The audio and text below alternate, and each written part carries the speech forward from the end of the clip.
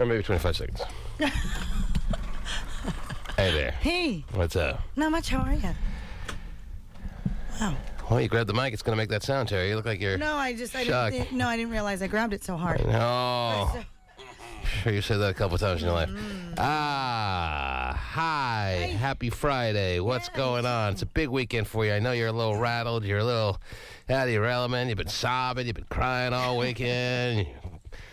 Yeah, it's been a rough week. Mm-hmm. But all good. Why rough? Just because it's sad that he's leaving.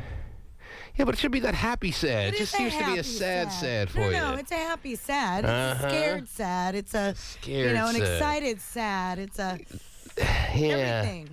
Sad. And, and usually there's that buffer between graduation and leaving for college, but not for you. No, he leaves within 3 days. Right. So. That's weird. Graduation, gone. Yeah. Here's my diploma. See ya, suckers. Yeah, at least you get the summer, Yeah. He was. And I am already, I don't know about him, for the summer. Are you? Yeah. Wow. Yeah. So I think that's the other thing, too, is that you're right, no buffer. Right. So, weird. So he leaves in 3 days? Yeah. Mm-hmm. Yep. He cannot get out of the house any faster. That's what I'm saying. Football's like in August, right? No, he starts on the 22nd. Of May. Of this month. Oh, what's today? June. June. Yeah. Yeah. Mm-hmm. For like a week or something? They do a little summer program, yeah. And then so he doesn't start. It's like a mini camp. No, it's like an optional workout program. No, they ask them to come. Oh. Well, I guess it's optional. I don't know how it works, but they want him there on the 22nd. Better learn early in college. So. Wow. Yeah.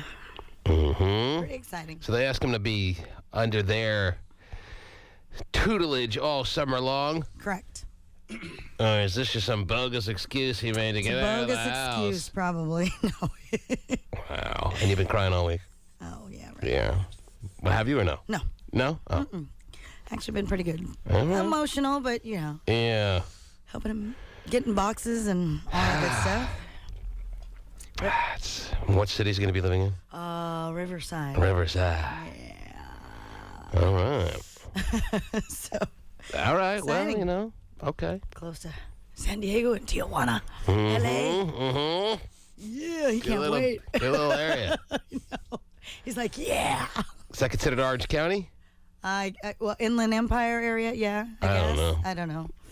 I was in that area just recently, but anyway, if it's Orange County, I don't know. I don't know much about that area. Definitely not Orange County. No, that's below Orange County, right? Yeah. It's close to San Diego. How far from San Diego? An hour. An hour south. North. It's an hour north of San Diego. Yes. Yeah, it could be Orange County. So. Yeah. Doesn't matter. Anyway, that sounds like it's going to be a fun weekend for you. Sure. Can't wait. All right. Yeah. And the weather may hold up, right? I know, it may. The weather forecast has changed, and tomorrow's the big graduation. It could be outdoors because indoor graduations. I remember my grandparents had to stay home, and it was just like we had 3 tickets in the gym. Right. And it's so hot, it seems. It's hot and stuffy and bored out of their mind. No one wears screaming. One person has to wear deodorant. It's a nightmare. You don't need that. You need to be outside in the fresh air, the birds, and the... Yes. Yeah. All right. Well, that's exciting for you. Yeah. A lot of graduations this weekend, or what? Yeah, well, I know there's Tuesday. So Tuesday. This whole week. Nothing like a graduation on a Last Tuesday. Weekend, yeah. If you want Safeco Field, you can't be picky. Right. Yeah, we got an off day on June. Sure, we'll take it. Exactly. Okay. Yeah. Better way. $8 beers, though. That's the part that sucks. Huh? But Dippin' Dots. So, True. You went to the movies yesterday? I did. And Which one? Some stupid one with Nia Vardalos, the girl from Big Fat Greek Wedding. Oh, yeah. One your wife would love, probably. It was no good? No, it was okay. It was good. And how was your experience at Round Table Pizza? The record was not broken. You didn't go to 19? No. Wow, you Really? couldn't get there. Stop at 16. Man. You even lost one because what? Your record is 18. 18, yes. Couldn't do it, man. You are just not in the same game shape as you used to be. Losing my touch. Wow. Had to call in the reliever by the 16th piece. Embarrassing. Wow. Not good. Visit to the mound by piece 11. Just starting to fade. Career's over, man. 16 pieces you did? Yeah. Anything else or just straight? Well, and like 4 drinks, half cherry Coke, half Diet Coke. You know how I do it. Well, those sodas may have... Hindered. Taking up room. Yeah. Oh, Well, yeah. actually, I started thinking about it. I have to stand around at practice, and I'm just going to feel like crap. So I just kind of chilled out. Practice yesterday? Yeah, we've had spring practice all week. Wow. Okay. Yeah. And your team looking good? The freshman team or the varsity? Either one. Yes and yes. We'll be okay. All right. We'll be fine.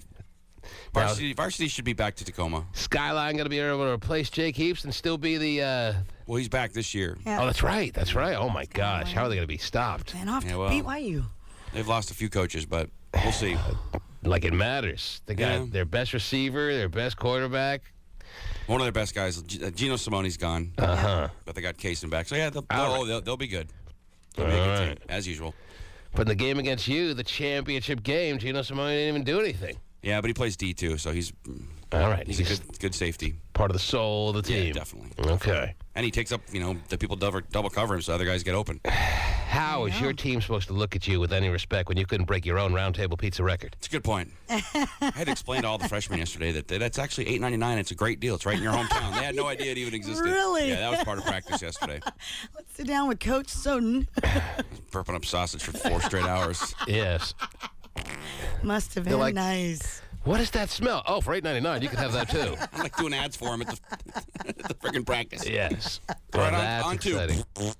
That's wonderful. Yeah, it was a good time, though. Dunked them all in ranch and blue cheese. All right, well, it is a Friday morning. We are headed into a very lovely spring/summer weekend. Yeah. We're going to come back, get things started. We'll be giving away backstage Summer Jam passes and tickets this morning. As always, as usual, leading right up to the show to make sure that backstage area is filled out with the finest of party-going people. And it is the experience of the summer of 2009 of a lifetime. Yes. Huh? Yeah, right.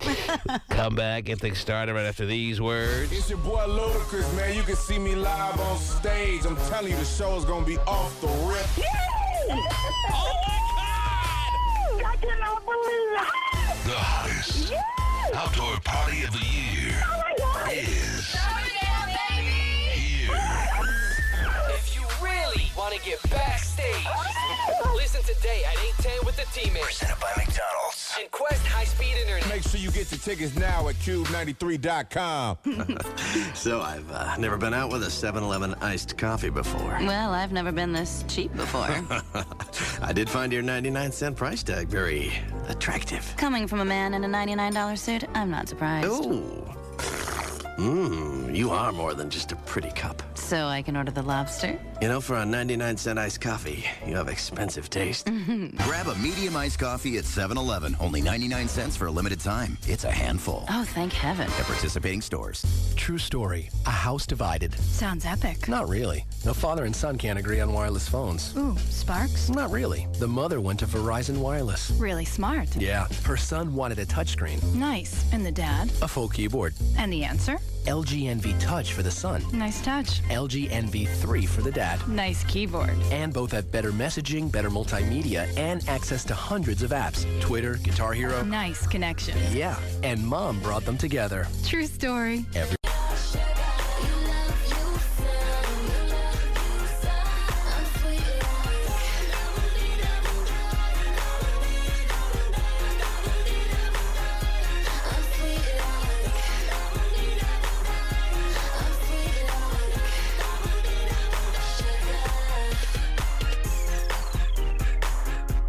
More rebounding to tell you about. Sources say this is Miley Cyrus jet skiing with her ex Nick Jonas mere days after her split from Justin Gaston. Right. A source down in Savannah told me that Miley and Nick checked out the jet ski at a rental place on Tybee Island, just off the coast of Savannah. Man. They spent all of Tuesday afternoon jet skiing and had a great time. Man, what 16-year-old girl goes on exotic vacations with boys? Miley. I don't care what kind of... She says she's all virgined out. She's a little hooch. He says the same thing. Well, he says the same thing, yeah. All 3 Jonas brothers, correct? Right? They're all virgins. They're on an island off the coast of Savannah, Georgia. Yeah. That's what most 16-year-olds would do, I'm sure. Yeah. Find that island and go. Jet ski. Yeah, Mom, Dad will be back in about 3-4 days. see you later. I know I just turned 16, but hey, I got billions, so you can't parent me. Right. Feed my fish for me? Okay, see you. Yes, I'll remain a virgin. I'm sure a lot of 16-year-olds are doing the same thing right now. Just saying bye to mom and dad, if they're even still around, and just going on exotic vacations to remote islands to jet ski all day. Oh, yeah. With a boy. Yeah, with a boy. Or a girlfriend, whatever. Right.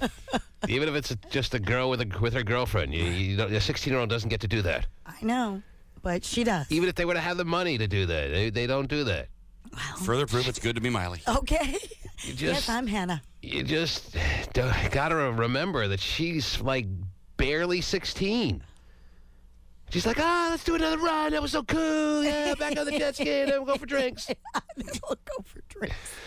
It's just weird, man. She's like a real mid-20s type adult behavior going on there. Yeah. Yeah. Well, didn't they say she's filming a movie, though, or no? I think she is, actually. Well, she's not filming a movie when she's jet skiing with... They're not taking footage for the movie. Right. It's a jet ski movie. They're hanging out. She is. It says here that, yes, she's there shooting a movie. Well, she might be there filming a movie, but she's hanging out with private moments, private times, private screening. Oh, yeah. Private school. Part 2. You love that movie? Oh, and here are pictures of them on a jet ski with him sitting behind her who's driving the Sea-Doo. What a fruit. That's a girl drive. Wow. How do you sit in the back and let a girl drive? Jeez. Everyone says that about me and my wife because she drives everywhere because she gets nauseous if I drive all the time. Really? Yeah. Why are you a crazy driver? Or No. she just... Well, I have hard foot and whatever you call it, a lead foot. I hit it pretty, hard. And heavy-footed. instead of her puking in the car all the time, I just let her drive me around and, chauffeur me around. So at least I have an excuse for being the passenger. That's different than riding on the back of something. It's just weird being in the back and holding on. Right, he's hanging on to her. Let me put my hands around your waist. Don't go too fast, please. Don't fall off. I'm getting sprayed back here. Oh, man. What a little fruit. Really? You be the man. You're just now figuring it out with the Jonas Brothers? Grab the throttle. Jeez. My gosh. If you want to see pictures of Miley driving the Sea-Doo with Nick Jonas, is it Nick? Yes, it is. Hanging on for dear life around her waist. We'll put this picture up on the tmanshow.com. Why can't he handle a jet ski on his own? Exactly. You cannot get two of them? Yeah, really. I mean, I think you can afford it. Sit on the back of one? Really? With a girl driving? Yeah. Well, I mean, nothing wrong with the girl driving, but...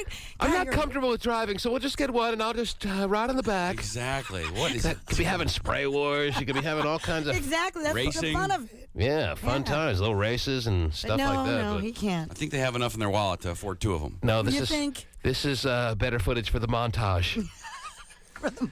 Jeez. This is more romantic. I don't think you understand about romance, man. Does that look romantic It's about to you? two people on one Sea-Doo. It would if he was driving. Then we'll get a tandem bike and share one ice cream cone. And... Tandem bike, but with two bells, okay? Gosh. And then we'll drink out of the same milkshake. Yes. Oh, gosh. Be a great photo op. Oh, well, paparazzi's all over. Yeah, it's kind of weird with the dude on the back of the... it's really weird. Of the jet ski. Yeah.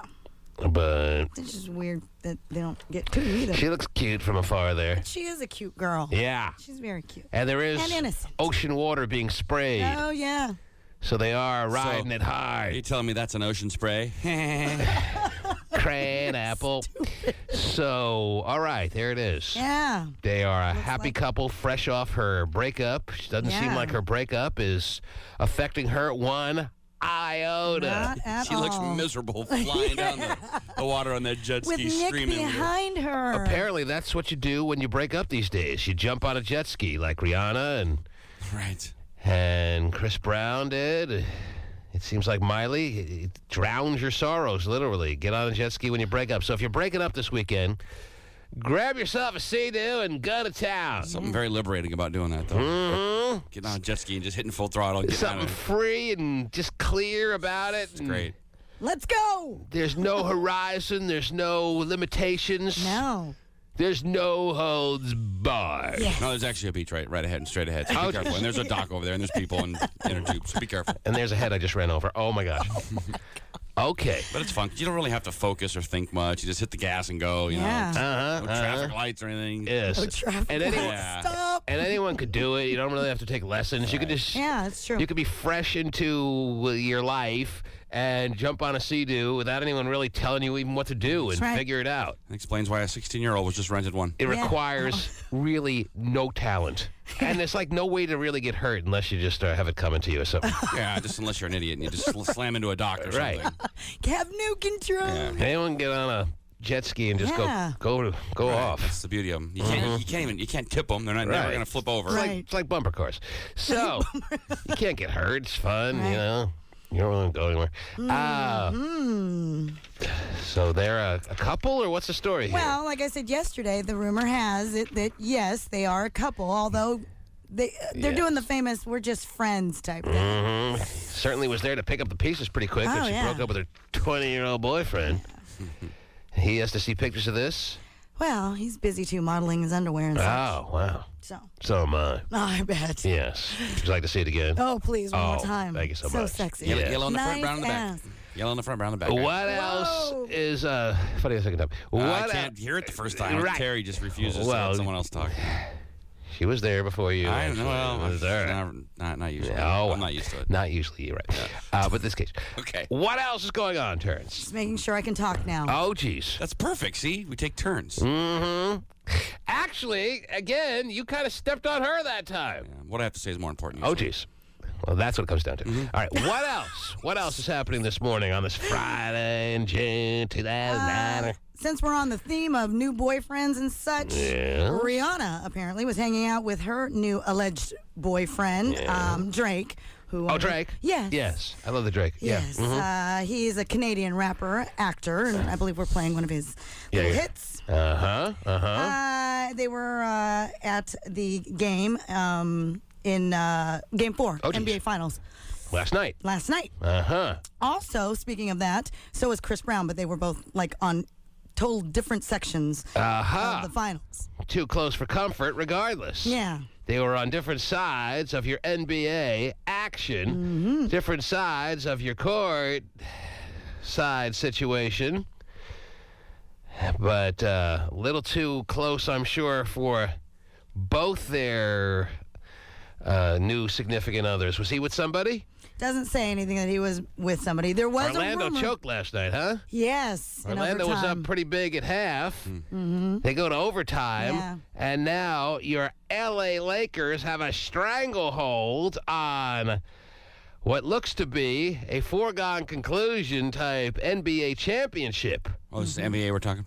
Well, did you see all the LA t- fans in the street tipping over cars and crap? Last night? They haven't even won it and they're doing I know, yeah. Getting the pre-celebration going. Yeah, they were. So maybe Shaq needs to rewrite Kobe, Tell Me How My Ass Tastes. Yeah, exactly. Because the whole theme of that song, if you remember this time last year, was that Kobe couldn't win a championship without Shaquille O'Neal. That's right. Well, it looks like that's about to go by the wayside. Kobe couldn't do it without me. Remember? Nope, I do. Are you kidding me? No, we saw that.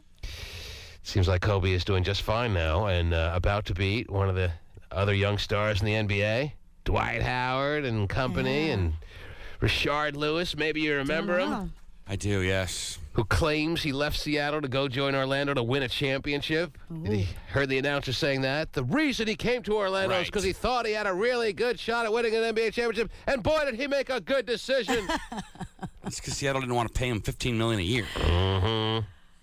For his little China doll face, please. That's why he went to Orlando. And his China doll body. Hey, only ones that doing would pay him. well. I like to see him be successful. He is doing well.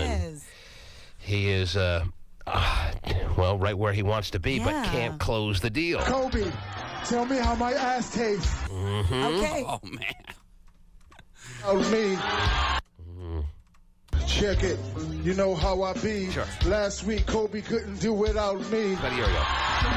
You know how I be. Last week, Kobe couldn't do without me. I call myself big, but I'm not as good as Biggie. I call myself big because I live next to Diddy. Excuse me, Diddy lived next to me. So in the hood, dog, I feel like B.I.G. Because if Biggie was still here, he would be right there on Star Island in the mansion somewhere chilling. I forgot how bad this was. Here, right there. Really? Because if he was here, he'd be right there. I feel like B.I.G. Because if Biggie was still here, he would be right there on Star Island in the mansion somewhere chilling, sitting on about $500 million. Because me and Guns combined, that's $500 million. For real, dog. Now that's B.I.G. Ain't nobody in the world do it bigger than me. That's like a white boy trying to be more than me. That's like a homeless cat having more figures than me. That's like Patrick Ewing having more rings than me. That's like rappers having car strip things than me. That's like you saying to yourself you're better than me. That's like Kareem saying to himself he's better than me. Now stop, think about that. It ain't about that. It's about B.I.G. aka Big Shaq. Now that's the difference between first and last place. Kobe, tell me how my ass tastes. Wow. Okay, Kobe, tell me how my ass tastes. Okay, everybody. Kobe, tell me how my ass tastes. I'm a horse. Kobe ratted me out. That's why I'm getting divorced. He said Shaq gave a bitch a meal. I don't do that because my name's Shaquille. I love him. I don't leave him. I got a vasectomy. Now I can't breed him. Kobe, how my ass tastes. Everybody, Kobe, how my ass tastes. Yeah, you couldn't do it without me. Kobe, you couldn't do it without me. Kobe, you can't do it without me. Everybody, Kobe, tell me how my ass tastes. Yeah, you can't do it without me. Yeah, you can't do it without me. Yeah, you can't do it without me. Everybody, Kobe. Yeah. Thank you. Brick City in the building. Oh, yeah. That was about 51 weeks ago. That was when the Celtics had just finished off the L.A. Lakers, the NBA Finals last year. And now Kobe has had a year to mull that original work by Shaq over for the past year, and he's decided there ain't no way that I'm hearing part 2 Right. of Shaquille O'Neal's horrible rap about me. Extemporaneous rap in the club. All right? I don't need to be listening to morning radio, hearing them play Shaq, asking me how his ass tastes. Right. Like a little curry flavor. So I'm going to get myself a ring, which it looks like the LA Lakers, I mean, they can't be denied at this point. They're not going to lose 3 straight. All right. All right? Is Derek Fisher still hitting threes for that team? Derek Fisher came up big last night in the clutch, as always. 4.6 seconds. He's unbelievable. He doesn't age. Him and Robert Horry for a while there, Right, they just seem to hide in the weeds and then come up with the big play of the game, you know? Definitely. Players like that are what you need to win a championship, yes. Yep. So Kobe is going to win a championship without Shaq. Looks like it. Even though Shaq was taunting him last year at this time. He must have been in the league 15 years, Derek Fisher. Mm-hmm. I mean, when was his rookie year? I feel like he's been there forever. He's been there for, let me check the stat, about 67 years. Oh, good. That's what I thought. All right. And he's only 66 years old, so you do the math. Anyway. Getting another ring. Man. All I know is I saw it at halftime. It looked like Orlando was about to tie it up 2-2. We'd have a good series going here. And then I hear it's in overtime. I wasn't even watching it. I don't know what I was doing last night. I heard 87-87 on Halo 3. Somebody was watching it. Yeah, that's what I heard. You're playing Xbox Live and you're getting reports from those watching. Yeah, I was checking. Told him to stop. I was checking my Twitter account and seeing, getting updates there. And all of a sudden, that's exactly what I saw when I'm going down my Twitter roster of entries. Somebody writes, Fisher! Really? In all caps with exclamation points. I'm like, what did Derek Fisher do? So I had to go look it up online. 3-pointer, right, to tie it up? Mm-hmm. Is that what happened? Yep. Yeah. God. That's what you need. But first you need an NBA team. Yes. Exactly. To have role players like that hit big shots like that, an NBA championship series like that. First, you need to get a franchise. So if the Thunder weren't in the playoffs this year? Thunder did not make it, no. They just missed. But Oklahoma City does have an NBA team. Yeah. And They do. the city of Seattle and the surrounding areas do not.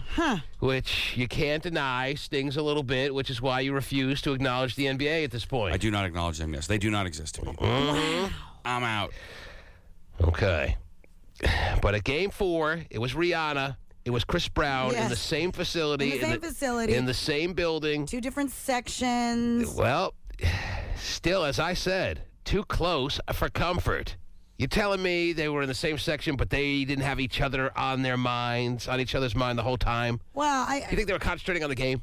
Probably not. You're probably right. I mean, but they both knew the other was there. Yeah. And you know when you have like an ex in the room, or you have an ex at a party or in a club, and all you're doing is thinking. You're not even looking at them. You're pretending like you're talking to someone else. You're pretending like you're having a good time. You're pretending like you're thinking about anything but them. Right. But all that's on your mind is that person. That ex, That's what it was like last night for. Beat the crap out of me. For Chris Brown and Rihanna? Don't tell me it wasn't. We all know what that feels like. Isn't it a little uncomfortable, too? I mean, with whoever. Of course it's you're with. uncomfortable. What if he slapped her during the game? Wow. Just walk right up to her and I forgot to do this. Whoa. You imagine? Come on now. God. I didn't realize I left one right cross out. Bam! You probably wouldn't get out of the venue alive. I don't think so, yeah. Mm-hmm. Yeah, I'm sure before I got to her, somebody would have. Yes, John. It's a Rolly. It's about that time. Those bitches are live on the TV. Okay, that's all I needed to hear from him. Nothing to add. Cut my losses early. What happened to him? Wasn't he funny at one point? Or He no? was. He Or was it was. just He us? lost his ability to be funny. He lost his ability to be remotely entertaining, and you just got to cut your losses like that. How did he switch, though? I don't understand. Why does he suck now? Why is he not? I think he used to get drunker, and when he was drunker, he was funnier. But I'm happy that he's sober. He's dried up. I'm happy that he's got more of a mindset on trying to work and make a living and get some income. And maybe it was around age 45 we realized I got to straighten up my act. I got to. And certain things have to suffer, like his humor. Certain things have to suffer, like his contributions to the show. Okay. I think it's a mild, small sacrifice to make for the betterment of his life. I would agree with you. He still texts me, though, first thing in the morning all the time. Mm-hmm. Yeah, Wow. he wants his 8 pairs of Summer Jam tickets, which he is not getting. He's not getting because he lost that privilege because he sold Summer Jam tickets last year, and he sold motocross tickets just a few weeks ago. Now we're not going to be giving him 8 pairs of Summer Jam tickets. That's just out of the question, John. So don't even worry about Doesn't it. he want backstage, too?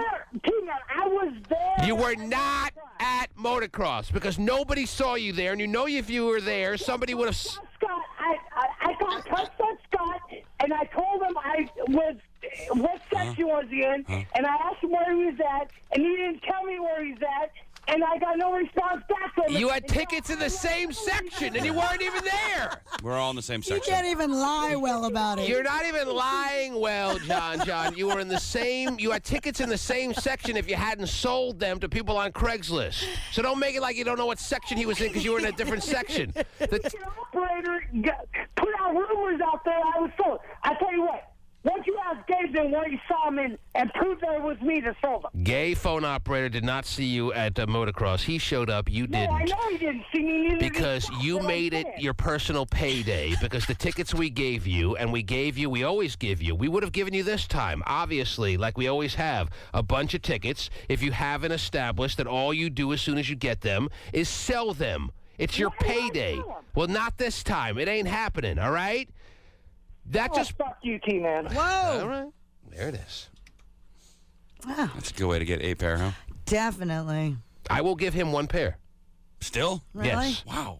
Even though he just told What me about- that. Go F myself. What about backstage? Because he wants will not- backstage privileges, He will too. not get backstage passes. John, I will give you 1 pair. You can sell them if you want, all right? Who's this? Hello? Who's there? I hear somebody. Oh, jeez. Oh, okay. He's not getting his 8 pairs. He can go tell me to go F myself all out. It's not my fault that he's not getting them. It's his fault. I'm not arguing with you. And if he was in my position, he'd do the same thing. 8 pair. Who gets 8 pair around here? Okay. Mm-hmm. No joke. So that's it. All right. That's the way it goes. I'm glad you told him, so stop texting me now. Yes. Yeah.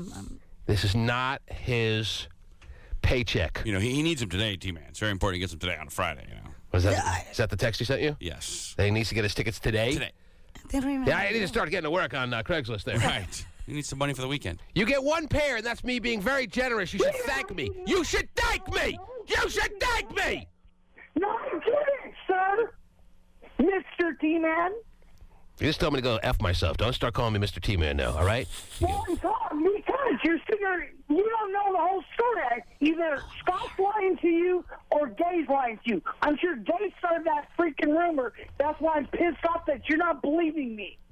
John, everyone knows you sell the tickets that you get, all right? No, I do not.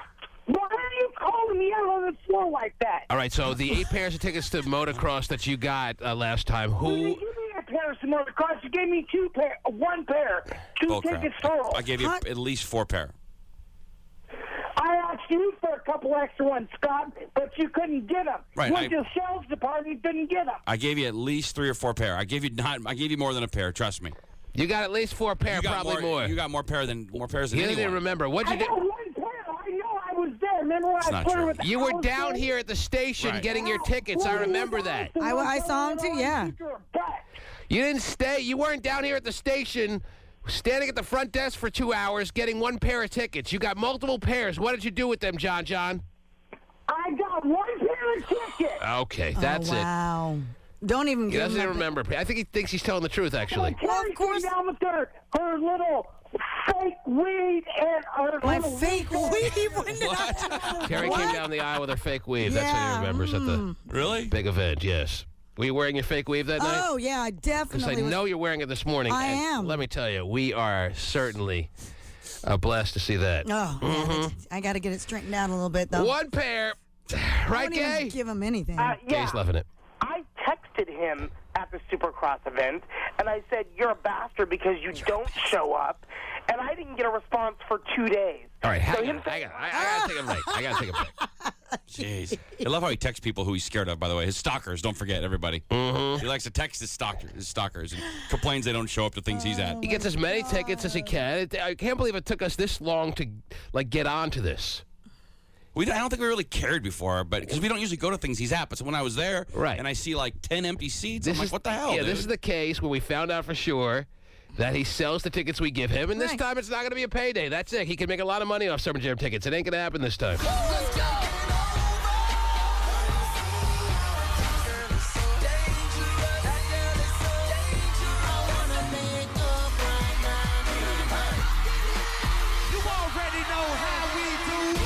On sale. Backstage barbecue. VIP seating. Summer Jam. It's your boy Akon. Presented by McDonald's. KUBE93.com. You live around here often? Get a cab, jerk. Satellite navigation system activated. State desired destination. Shortest route home. Calculating. Shortest route inadvisable. Local police executing additional DUI patrols. Then take the back roads. Error. Sheriff's deputies have also increased drunk driver patrols. Fine. I'll take the reservation road. Tribal police are out too. The freeway. State patrol. What's going on? Designation X52. Extra patrols every week. How am I gonna get home? $25 for a cab is cheaper than $5,000 for a DUI. Okay, but how did you know I was drinking? Well, for one thing, this isn't your car. My bad. This is Officer Showalter with the Linwood Police Department.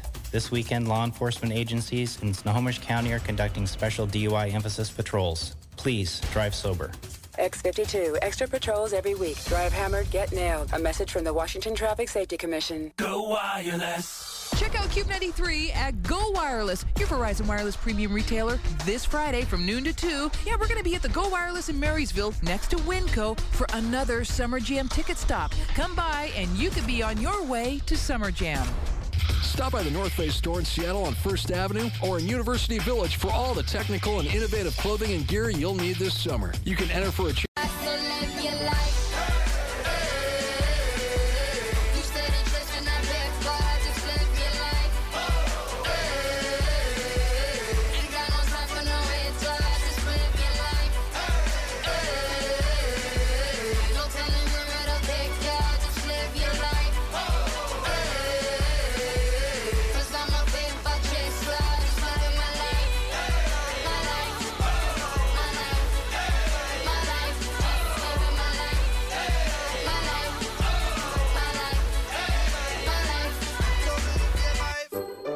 He's a gay phone operator.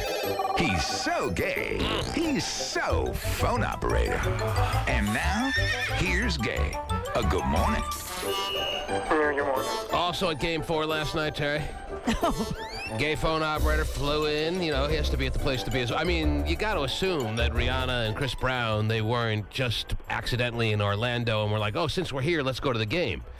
You fly in for the game. Right. That's pretty big time. I like that.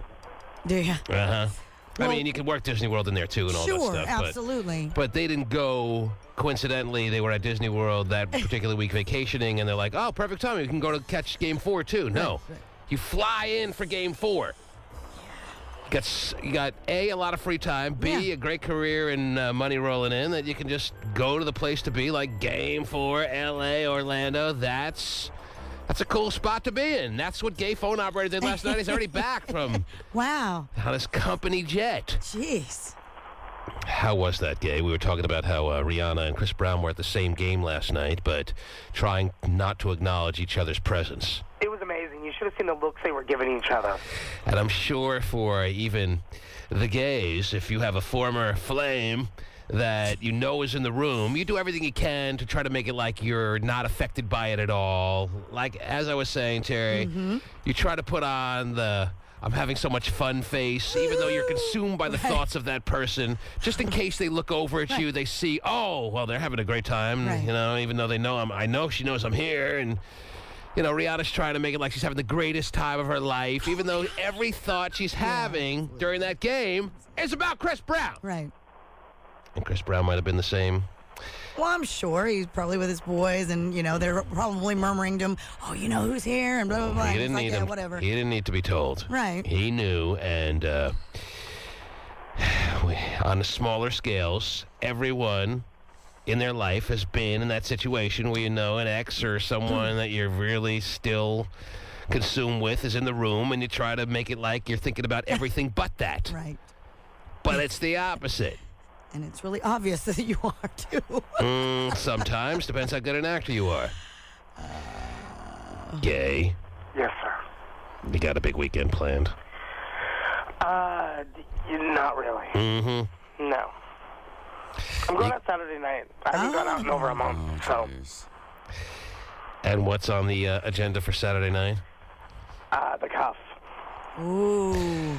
Well, of course, now you've revealed your plans to the other. Well, I'm on Cloud 9, baby, where I'll lick your ass. Whatever. All right. Never shows up. Never shows up? You're not worried? No, I'm not worried anymore. All right. Not anymore. Well, you might have just challenged him enough now. He won't show up. And if he did, what would happen? Nothing, because he's lame. Would your gay posse pummel him? You're gay. I don't have to worry about John anymore. He makes threats that never come through. Yes, I was scared of him in the past. I'm just tired of him. But now you've taken yourself back and you're stronger. Now you got nonsense. I'm no longer a victim. Huh? Yeah, I'm no longer a victim of John. Uh-huh. Oh, I'm not so sure you ever were, to tell you the truth. Yeah, I was, because at first I was scared when it actually was going on and happening, when he was saying that he was waiting for me to leave the bar so he could follow me to go home. But he never... That's your dream. You realize now those threats were never real. They were always hollow, but just the thought that you thought he was capable made you a victim of his... Totally. Uh-huh. If somebody calls the establishment that you're at and asks for you by name... Yeah, that's kind of creepy. It gets a little annoying and a little scary after a while. Well, he still can do that this weekend, but that's all he's got. All right. Well, I hope you have a wonderful little weekend there, right? I'm going to have a great weekend. All right. I hope you have a good weekend, too. Oh, thanks so much for that. William, you're on the air. Hello. My name's William. Oh, well, that's a coincidence because I'm looking for William right now. How you doing? Good, William. Thanks for... Hey, T-Man? Yes, William. First off, I love your show. I love Terry Free. Wow. I love your producers. Listening to you guys for a long time. He loves my show, but he loves you in general, Terry. Do you hear that? Wow. Thank you. T-Man, I love your show. I love Terry Free, so that's more encompassing. He loves you all the way through. Wow. Well, you know, I don't usually get love. She has to be a very level-headed girl, though. Of course, that goes without saying. Guys, yes. Seriously. William, are you drinking early this morning? Are you still up from last night? Where are we at right now, mentally, physically, and all that other good stuff? What's going on? From last last night. Still up from last night. So it was a good, pretty big time Thursday night, Friday morning situation. Pretty much. Did you go out? Did you stay in? What was the... Oh, I went out. You went out. Where'd you go out last night, William? I reached Port Orchard for a while. Oh, man, talk about turning it up. You And tore it up, didn't you? turning it up, tearing it up. William, do you go by anything else but William? I mean, it sounds kind of formal. Do you go by Bill, Billy? You can call me Will. You can call me anything but late for dinner, my friend. Oh, great line. I got to write that one down. All right, we can call him Will. We can call him anything we want. Okay. All right, maybe we'll stick with William. What can we do for you, William? Why have you called in this morning? I just got out of a relationship. I got married young. I'm 25. You got married young, and you're now out of that relationship, and you're 25. Once, yeah. Yes. Knew her 3 months before I married her. She was from South America. Best woman you'd ever seen. Just all my friends always told me, "How the hell did you end up with that?" You know.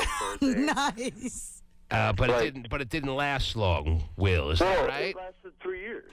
3 years. All right. Yeah. And all your friends were mesmerized to the point where they couldn't believe that you were married to such, I'm assuming, such a beautiful woman. Is that where they were really focusing their compliments on how she looked or personality or what? They're my friends. They poke me in the ribs and let me know like men would, but they'd never cross the line. Men wouldn't just stop at the ribs. Anyway, all right, so you got married at like 21, 22 years old, something like that? 23. She was 19. All right, but you said you were married about 3 years, and now you're 25, so how does that work? Oh, yeah, 22. Yeah, you're right. Well, it's your marriage, not mine. But all right, so you got married around 22, 23, and now you're divorced, and that divorce just happened over the past, like, month or so? Actually, she won't sign the papers because, to be honest with you, she's still calling me, like, when her boyfriend gets mad to, like, so cry she's on my shoulder. But she's out of the house, or she's out of whatever home you lived in, and she's with somebody else, but you're still technically married? Technically, yes. Uh-huh. When was the last time you saw her? When was the last time you ravaged the South American Steiner there? When was the last time you had sex with her? Ooh, that would be about 4 months ago, but we played around about 2 weeks ago. Uh-huh. Let's just say I got to about third base about 2 weeks Third base ago with your wife. Yes, you still go by bases when discussing little action with your wife. Like, I got the third base, man. I almost made it home.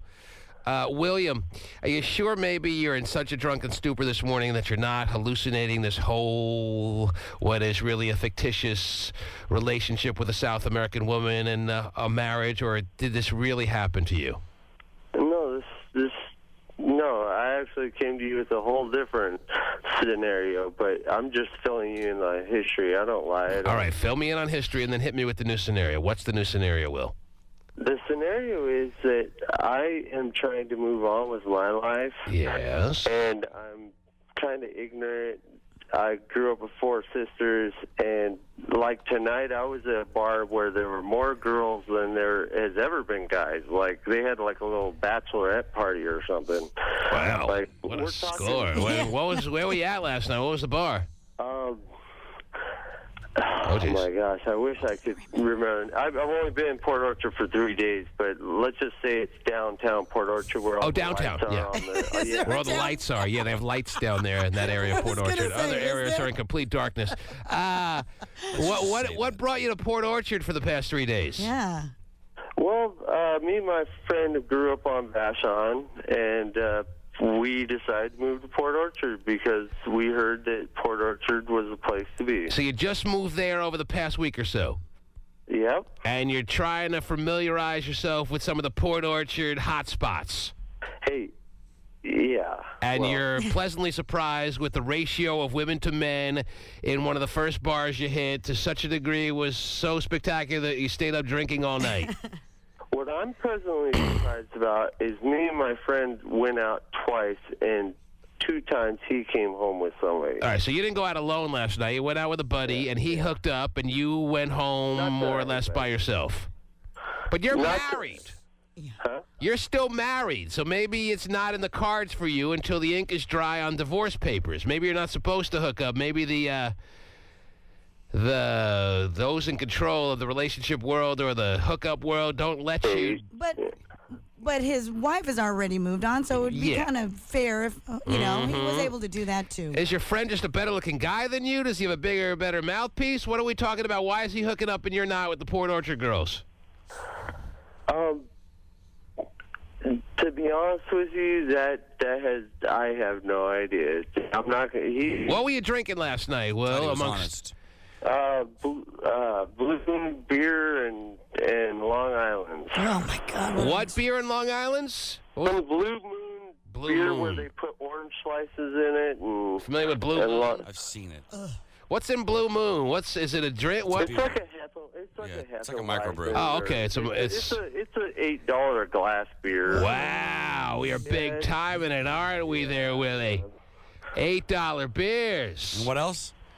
And Long Island. Oh, jeez. Oh, he was. And 1988. Okay. And then just regular beer? No, regular beer. Oh, just those two. Just Blue Moons and Long Islands. Pretty much. Mm-hmm. Isn't the old saying beer before liquor? No, I mean, did you drink? Well, I don't know. Whatever.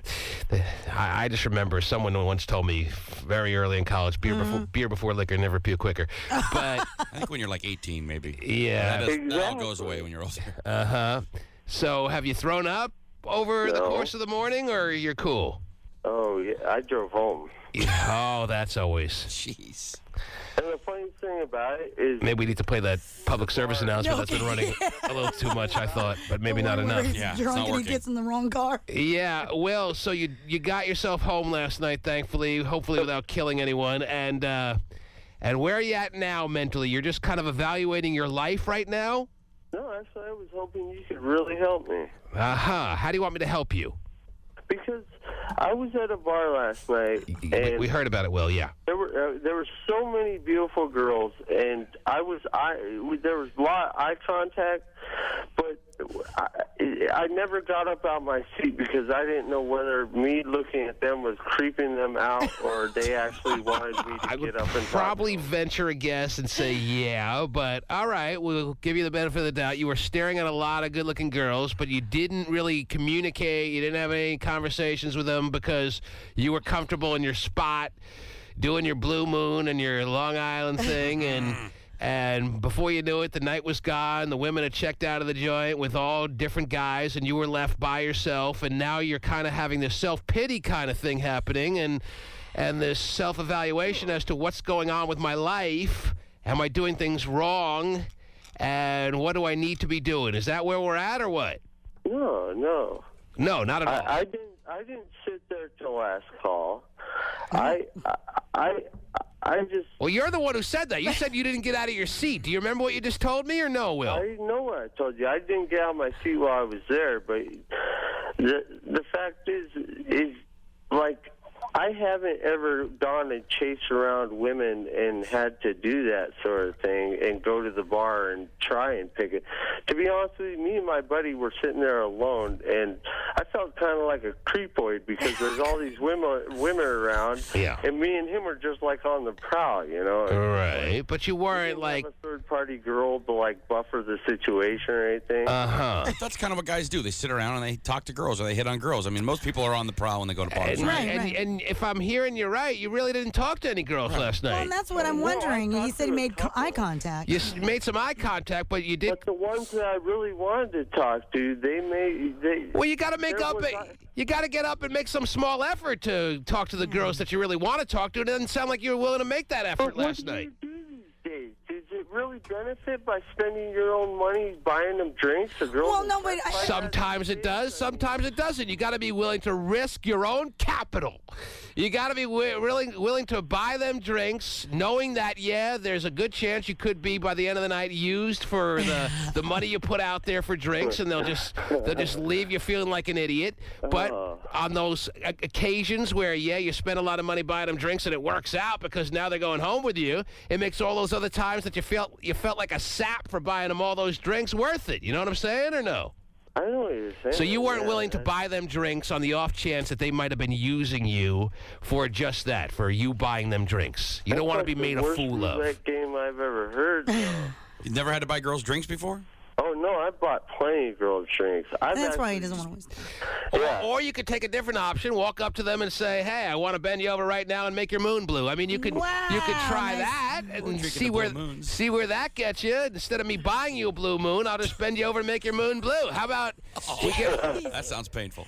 How about just when you make eye contact, you just start a conversation. That doesn't mean you have to actually buy them a drink. There's plenty of women these days who are pretty independent and are okay with that because they realize that if a guy buys them a drink, it almost means they're committed to doing a little bit more. No. Why don't we cut to the chase, you tell them next time. Let me take out my Long Island. You bend over and I'll make your moon blue. See if that works for you, William, all right? It sounds like you've always been a decent-looking enough guy that women have always kind of come over to you and you haven't had to make that much of an effort all through your life up till now, the times that you've gone out. But now maybe you're in a little bit of a rut. You haven't been out there in a while because you've had this wife of yours, and now you're realizing that things have changed a little bit. So what's his main concern? What's he asking you? It sounds like to me that he doesn't want to subject himself to buying anyone a drink who isn't going to pay him back by the end of the night. No, I will wine and dine anybody and not more onion rings. Wine and dine, yeah, at the Port Orchard bar. Let me tell you, you are a big spender. My biggest thing is, if you make eye contact with a girl, how long does that eye contact have to last before you're screwed? You actually commit, dude. If someone just flashes their eyelashes at you, do you get? Oh no, that means you're married. Over and say, "Hi, I'm Will." You want to know how serious eye contact should be interpreted? Is that what you're asking? If someone if she's looking at you more than 2.3 seconds. Then she absolutely has to come over and start talking to you. Well, I mean, what do you want me to say? I mean, I'm joking here. That's why you wear a stopwatch around your neck. What kind of question is this? How long do you have to look at a person, have them look at you to have this, that? I mean... And time. We're married. It doesn't work that way. I mean, she could be looking at the dartboard right around over your shoulder or something in the Port Orchard bar for all we know. I mean, why does it have to be so technical like that? Why? What, you really want like this scale or something? What are you looking for? Well, to be honest with you, I'm looking for William. The fact that, you know what, you're at the bar, you're hanging out, and, if a girl bats her eyes at you 3 or 4 times, are you supposed to get up and... So you count the bats? Yeah. She batted 4 times. I'm good. 1, 2, 3, 4, 5. I'm moving in. William, listen to me. You sound a little discouraged this morning because you came home solo when your friend hooked up and your marriage fell apart with a wife that everyone used to compliment you on, and you're 25 now and you realize I ain't getting any younger, and you're in a portion of time that a lot of guys have gotten themselves into that's almost inevitable at some point in your life. So welcome to it. Don't let it get you to the point where you become the town drunk. All right? And just know it's part of the maturing process. To put it bluntly, Will feels a little bit like a loser this morning. Well, yeah. And that's wrong. If I felt like a loser, I'm going to call you guys. Well, but it's been tough on you, He just obviously. feels kind of out of the game. He hasn't done it for a while. He doesn't really You're a know what little to do. confused. You're a little bit, and you're not even. Do you have any more specific questions? We got the batting of the eye question down. Is there anything else that you're a little confused about as it pertains to how to interpret things in the Port Orchard bars of the world, or what? Well, in any bar. I've been to South America. I've been around, but the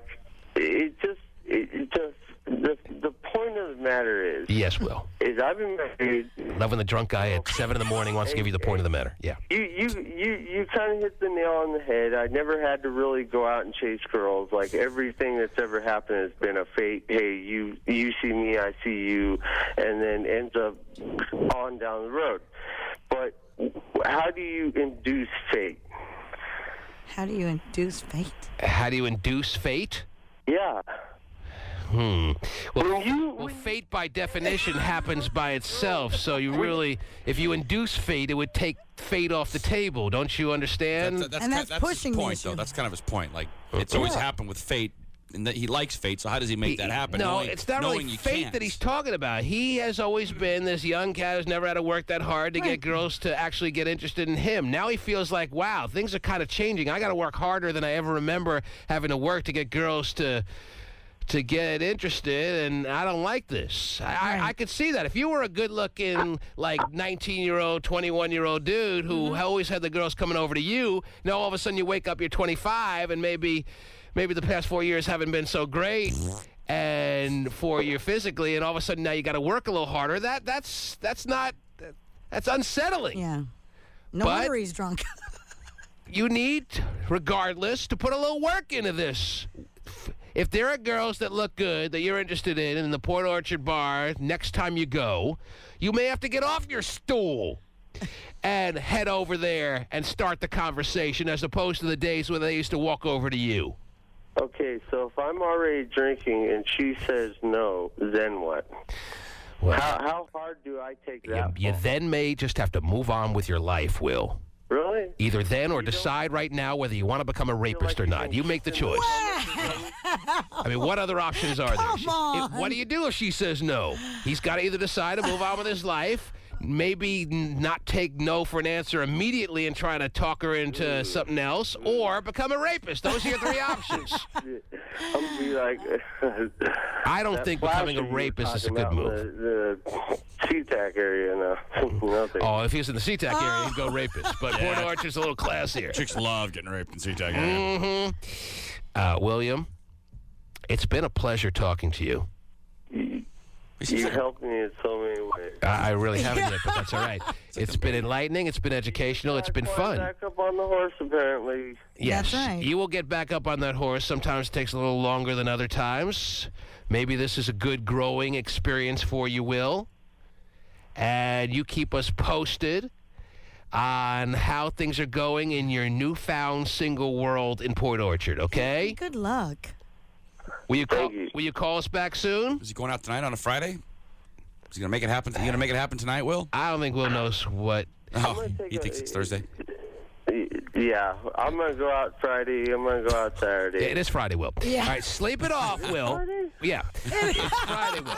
Sleep it off, and we'll wake up, and tomorrow is another day. Friday. Yeah, tomorrow, today, is another day, Will. Yeah.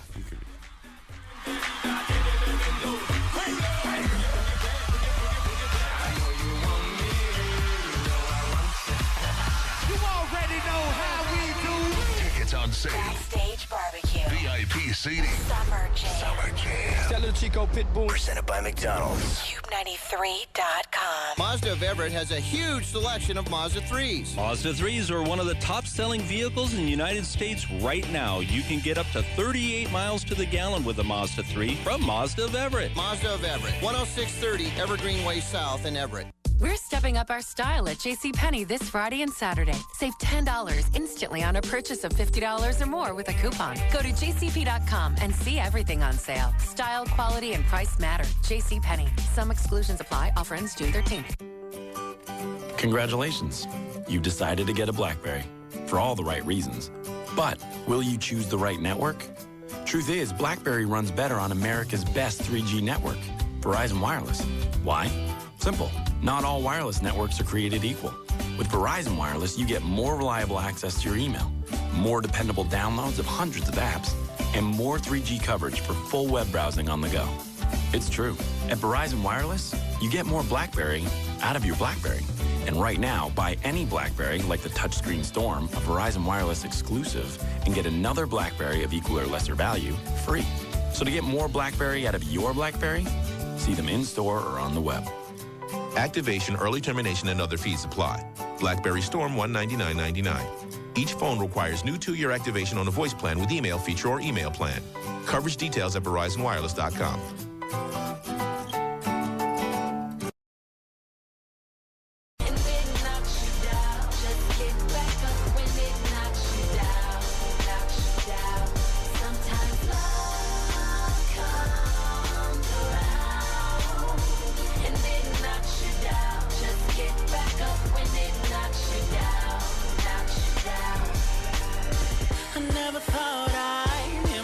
myself say, y'all go ahead. I think I'm gonna kick it with my girl today.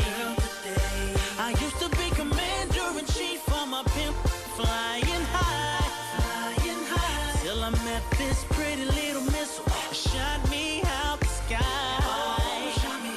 Hey, so now I'm crashing, don't know how it happened, but I know it feels so damn good. Said if I could go back and make it happen faster, don't you know I would, baby, if I could. Miss independence of the bullet, the load never too much. She helping me bullet, she shot the bullet, fell into that life. I swear to you, the pimping me just died tonight, girl. Sometimes love.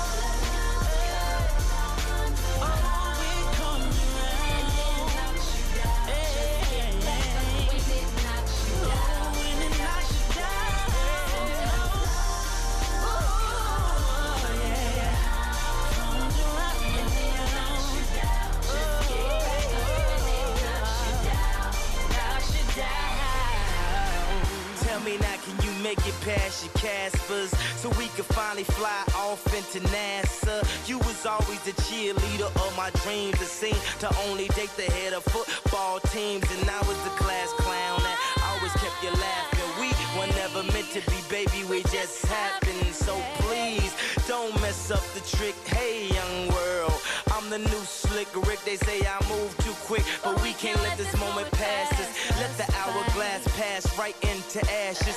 Let the wind blow the ash right before my glasses. So I wrote this love letter right before my classes. I could have got us someone that's only average for advice. OMG, you listen to that? Woe is me, baby, this is tragic. Cause we had it, we was magic. I was flying, now I'm crashing. This is bad, real bad, Michael Jackson. Now I'm mad, real mad, Joe Jackson. You should leave your boyfriend now, I'm a ass.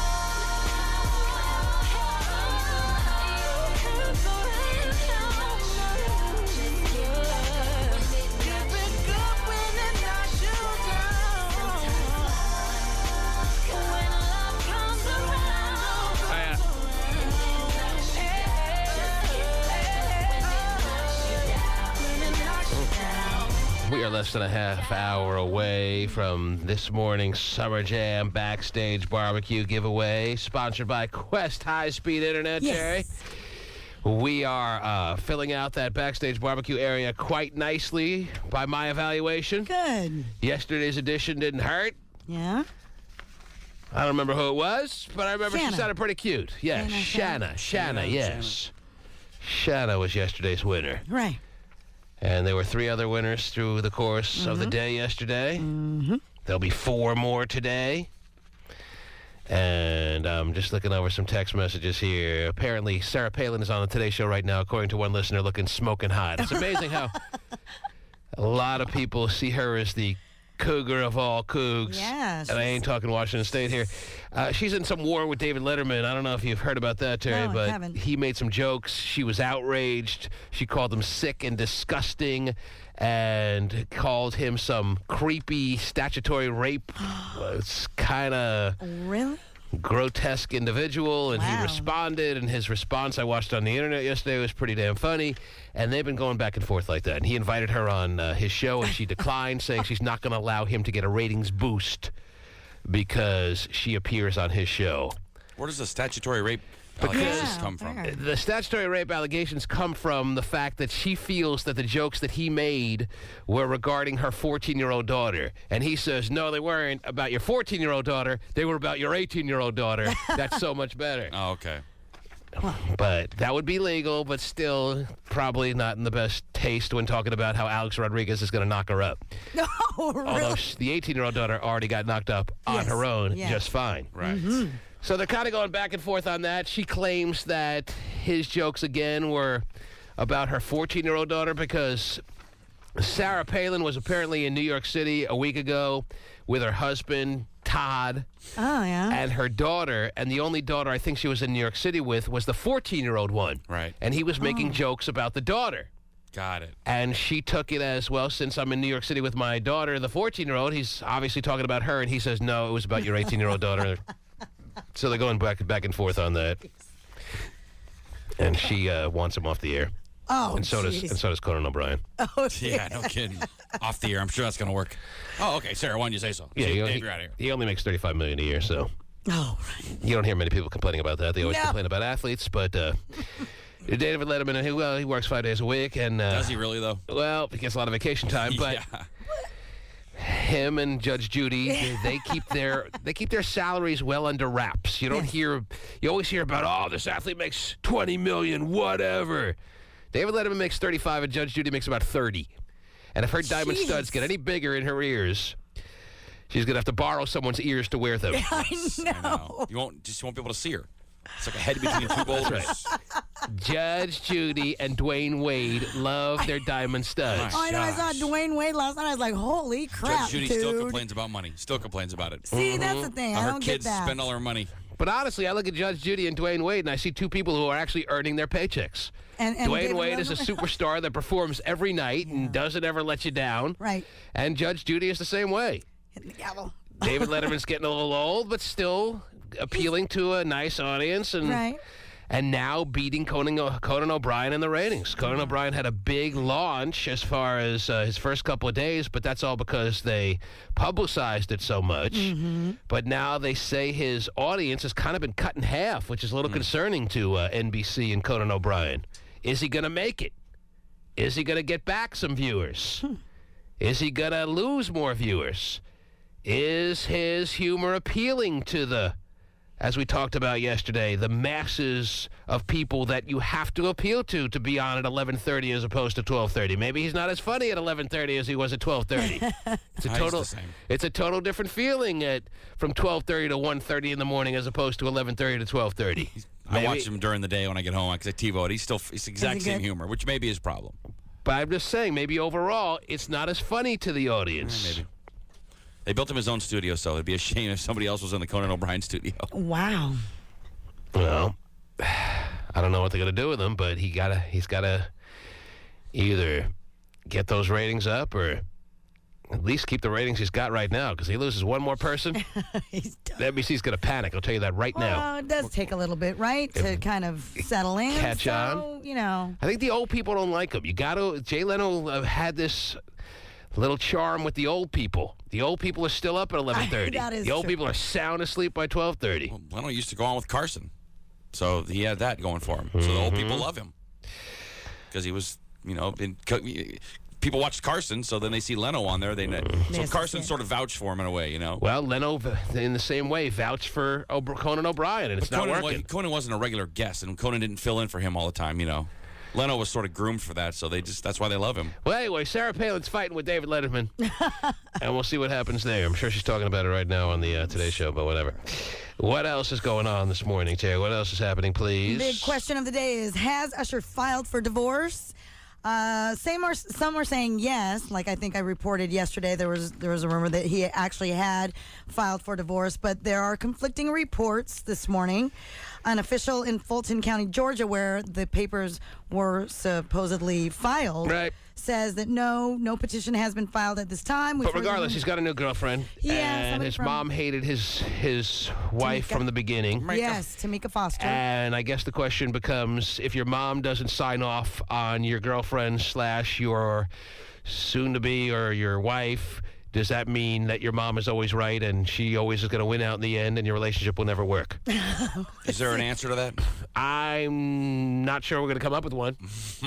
Do you ever go against your mom's wishes? If your mom is like putting her foot down vehemently against the girl you're about to get serious with and or marry, do you take that advice seriously to the point where you just have no choice but have to go with it and cancel any marriage plans? Should Usher have not married this woman because his mom made it so damn clear that she hated her, she was against the marriage, and she promised him it would never work?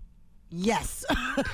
Terry, being the mother of all controlling mothers, wants to make sure that the word is out there that you never go against mom's wishes. Well, but the other thing, too, is that I think what had happened as well is that you can't say that his mom didn't have a good vibe and it didn't, and what she said isn't true. She knew it wasn't going to work out, and it didn't.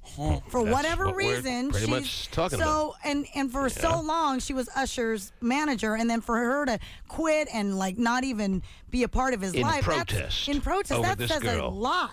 So it wasn't just her putting her mother foot down. She was I mean, she's ending all ties with him business-wise. Right. She felt so strongly about being against this girl that he was all involved with, and then went on to marry, that she not only threw her mother opinion in there, but she quit working with him on a business level. And you think that makes it that much of a stronger statement of how much he was against his wife? Absolutely. And she like refused to even go to the wedding. All right, I get that. That's fine. All well and good. But my point is there anybody out there listening whose mother was totally against the girl that they're with, but they didn't heed their mom's advice, went on to marry that girl, and have been living happily ever after? Well, I'm sure there's people out there.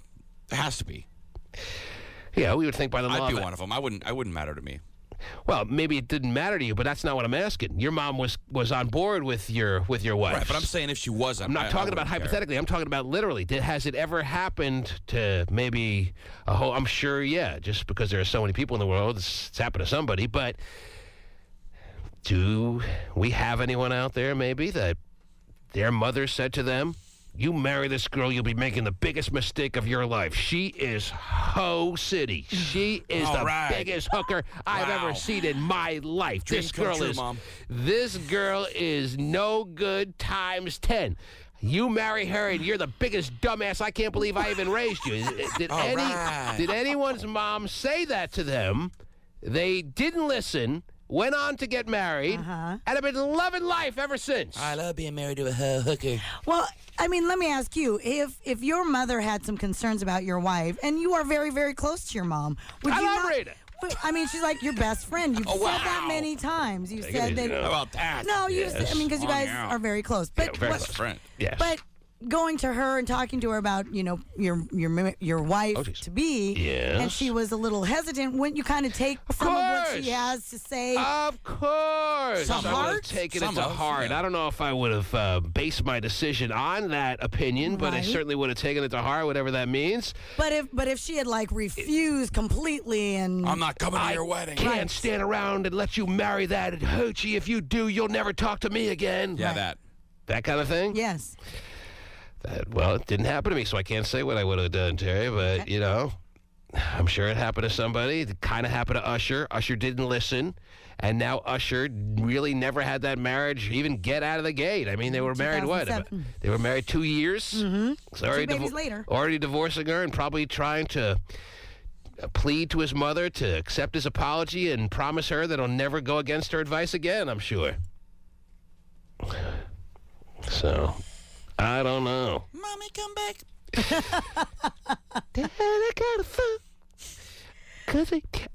All right. Well, I don't have time to look out in the listening audience for calls that might have a situation like that, because we are right up against giving away Summer Jam tickets and Backstage Barbecue passes right now. Okay.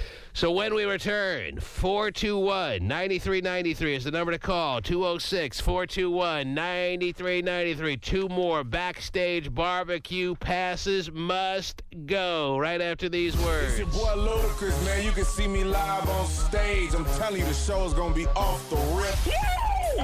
Oh, my I cannot believe it. The hottest outdoor party of the year is here. If you really want to get backstage, listen today at 8:10 with the T-Man. Presented by McDonald's. And Quest High-Speed Internet. Make sure you get your tickets now at KUBE93.com. AutoZone. You may love the summer heat, but your engine doesn't. So if your car's due for an oil change, don't put it off. Get in the zone. You ain't never lied, but hey, I think I made the same song on my Casio when I was in 7th grade, Terry. Pretty sure I got ripped off here. Yep. Call him up. That's right. Okay, hit it. Yeah, hit that one key on my Casio that I have. You're a jerk. I'm telling you. Call a lawyer. I got ripped off. No kidding. I remember sitting in my bedroom all by myself, like I did all through 7th grade, coming up with that song. Yours was called Time to Jerk. Mm-hmm. Time to jerk. Time to jerk. Of you, My mom from the other room was like, again?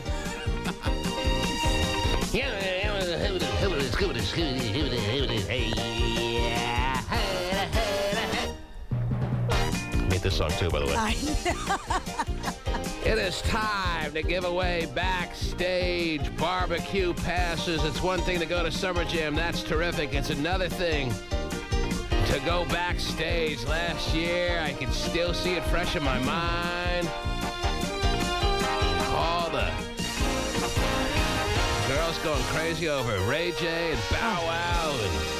And I think the stars are bigger this year because Lil Wayne last year didn't get there until 5 minutes before he was supposed to go on stage times 2 hours. I thought it was or like plus, 3. plus 2 hours. But this year, you got so many stars that there's going to be a lot of backstage action. I know. Mm-hmm. I'm going to be right in the thick of it. Blast. Can't wait. Yeah. So, who wants to go backstage for Summer Jam 2009? Should I just punch up some calls? You got any trivia questions, Terry? Anyone got anything they're working on? I know that you got something over there. I saw a little trivia question this morning I thought was interesting. All right, you got one. If you're interested. I'm always interested. You're always interested when I talk, aren't you? No? Okay. I don't want to overstate the situation, but go ahead, yes. The top earning actors of the past year. I have a list of the top 10 earning actors. So, Googleable. Maybe. That's why you got people that are already on the line who might be driving. So, the highest earning actor over the past 365 days, is that what we're asking? Correct. The highest, the guy who accumulated more money from his movie making over the past year over every other actor in the Hollywood world is? That's the question? That is the question. Or I can tell you who is number 1, and then they have to guess number 2. Mm-hmm. Less Googleable. I would agree. Well, I'm going to guess, just the first name that popped into my head was Jonathan Depp, better known as Johnny to You and Me. Jonathan K. Depp. Jonathan K. Maybe he made a lot of money with his hair products, but more money. Oh, I know. I gave him a couple dollars from his movie-making abilities. Him and L.A. looks. Should we just end it right? Just end it right here. Is it Johnny Depp? Bedhead. Ouch. He's top 10. He is number 10. Oh, he's number 10. Oh, wow. I don't know if that's good or embarrassing that I couldn't get higher than 10. Oh, it's good if you're on Family Feud. I mean, at least you're alive. I'm on the board. Yeah, you're on the board. The family still has control. Right. Okay. Who's the number 1 actor? You think it's easy and gettable, but... Was Transformers in 2008 or no? Was it in the past year? No, it was about 2 years ago. Yeah. Because I'm thinking if that is in the past year, which I don't think so, then you might be talking about... I don't think Shia LaBeouf really broke the bank with that movie anyway, though. No. It's got to be someone who's established, who is in the top tier already of movie-making earners. That's why I threw Are you looking for clues? That's why I threw out Johnny Depp. I am kind of fishing for clues, yes. I don't think we need to give the listeners any clues, though. They usually get everything. Brad Pitt. Did he do anything this past year? If you have to ask yourself, did he do anything, well, you can pretty much eliminate them from the guesses you're going to throw out there. See, I know Johnny Depp did a couple of movies, but it's not Johnny Depp. He was number 10. He was number 10. All right. Is Terry guessing or not? Yeah, I'll guess Brad Pitt. Do you want Terry to guess? Well, if she got it, then yeah, I can't just leave it out there. And it is not Brad Pitt. Oh! Set her up like that. He's not even on the list? He is on the list. Oh, he is on the list? Tied for 8th. Mm-hmm. At $28 million he made last year. It's good to be him. So it's probably going to be a list of the regulars, it sounds like. The list of, your Johnny Depps, your Brad Pitts. Well, if my list sucks and it's so easy, who's number 1? I'm trying to think. Will Smith. It's always a good guess. Always a top earner in Hollywood. Is it a William, a J, a Smith? Ow! Will Smith, number 3. Number 3. Wow. At $45 million. Always good for a couple of movies a year. Always at $20 million a pop. Yep. Yeah. So we have number 3, 10, and 8. You're right. Give me a hint for number 1. Let's just I don't want to give you a hint. These guys I'm not going to go to the calls for this. I'm just going to take the first caller. Wow. Because this is too easy. I don't want to let it ride on this. I'm going to just give the tickets, backstage barbecue passes, to the first person that I feel would make a good addition to the backstage environment. What do you got? Give me a hint. Come on. He's over 45 years old. Over 45. Uh-huh. Well, you could always go with the De Niros, the Pacinos, the... Clooney? Clooney is around 45, yeah. Wow. Is it George Clooney? Oh, jeez. Getting buzzed before I even get the words out. Oh. It is not. Huh. Oh. I mean, had a big year. He came in at 14th. Oh, that's good. I always had high hopes for Basically one movie for this guy. One movie, made a ton. Mm-hmm. Is it your Melvin Gibsons of the world? Oh. Ow! He didn't do anything, did he? Well, hook up with hot-ass Russian models and get divorced? Yeah. And get her pregnant? This is not a list of who's lost the most. Lost more money than any other Hollywood actor. Right. Oh, wow. Definitely a Hollywood heavyweight. Heavyweight, 45 years. Well, he's in the older genre. He may be over 50. I don't know. He's definitely over 50. Is it Michael Douglas? Over 55. The guy who was number one is over 55? He's getting older by the second. I'm trying to give you help, helping you. I'm narrowing down your field. All right. So he's over 55. He's over 55. So that takes care of your... And he's a heavyweight. And I gave you De Niro. I gave you Pacino. I gave you... You did. I mean, I don't think Kevin Costner did much. It's not... No, Waterworld 2 has not come out yet. I'm trying to think of the actors that are over 55 that have the huge earning potential, but all the ones that I'm thinking of really didn't do anything over the past year. Billy Bob, what's his All butt? it takes is one movie. I mean, and not necessarily the box office. Like, he could have gotten paid a huge amount up front for this movie, too, thinking it was going to be... Oh. So did this person make a movie that we all saw, or no? We didn't all see it, but a lot of people saw it. Mm-hmm. Yeah, I'm running out of All right, ideas. I'll give you one clue. I'll give you one clue to give it away. The movie he made was a fourth in a series. Fourth in a series. Really? I have no idea. He has a famous girlfriend, wife, whatever they are. Uh-huh. He also went through an expensive divorce. Yeah, still blank. I said Michael Douglas, Catherine Zeta. He's also known as Han Solo from time to time. Oh, Harrison Ford with the Raiders. $65 million. All right, there it is. Adam Sandler, number 2 at 55. Mm-hmm. With that pile he made. Which pile was this now? Zohan. Really? Voted worst movie of all time by the Razzies. Of all time? Yeah, I think so. I think it was. I like Zohan. Oh, man. But anyway, Ashley, you're on the air. Hello? Yes, Ashley. Hi. What can we do for you? I'm trying to win tickets. Who's where? What? You said we're trying to win tickets. I am. You are. Are you driving with anyone? It sounds like you're driving right now. Yeah, I am. I'm driving to my internship. Your internship? Yeah. Where do you intern? At KISS? No. Actually, the juvenile court in Tacoma. Uh-huh. Might as well familiarize yourself with that place, huh? No, actually. So you'll be cut some slack when you finally step in it? Well, what kind of rewarding experiences do you get out of that internship? Well, I just work with attorneys and stuff and help organize their work before court. Do you want to be a lawyer of your own one day? What do you want to do? What do you want to parlay this into there, Ashley? I want to be a guardian ad litem, which is like an attorney for younger children that can't, make those decisions on their own. Uh-huh. So kind of a public defender-ish kind of woman, or what? Who speaks for, who goes and talks to the kids and represents them. That's what you want to do with your life. Wow. Does that sound like the kind of job where you hit the pillow, you feel like you've done a nice, solid day's work? Absolutely. Man, do we want this kind of girl backstage? Yes. I don't know. Absolutely. Goody two-shoes. Absolutely. How old are you, Ashley? How old are you? I'm 21. 21. And how often do you do this internship? How many days a week or whatever? I do it every Friday. Every Friday they have you come in. Yeah. And what kind of menial tasks do they make you do there at the courthouse? Usually in the mornings, I'm working on the computer, working on pleadings and organizing them for trial. And then during the day, I do a lot of filing and stuff. Now, do any of these creepy lawyers, these male, heavily filled with testosterone, and make these goofy sexual little comments towards you, or what? No, there's not very many good-looking people there. Anyone ever asked you out, which might be deemed inappropriate on the job? I wish. You wish? Wow. You wish you got asked out at the courthouse by A lawyer? Why not? by a lawyer.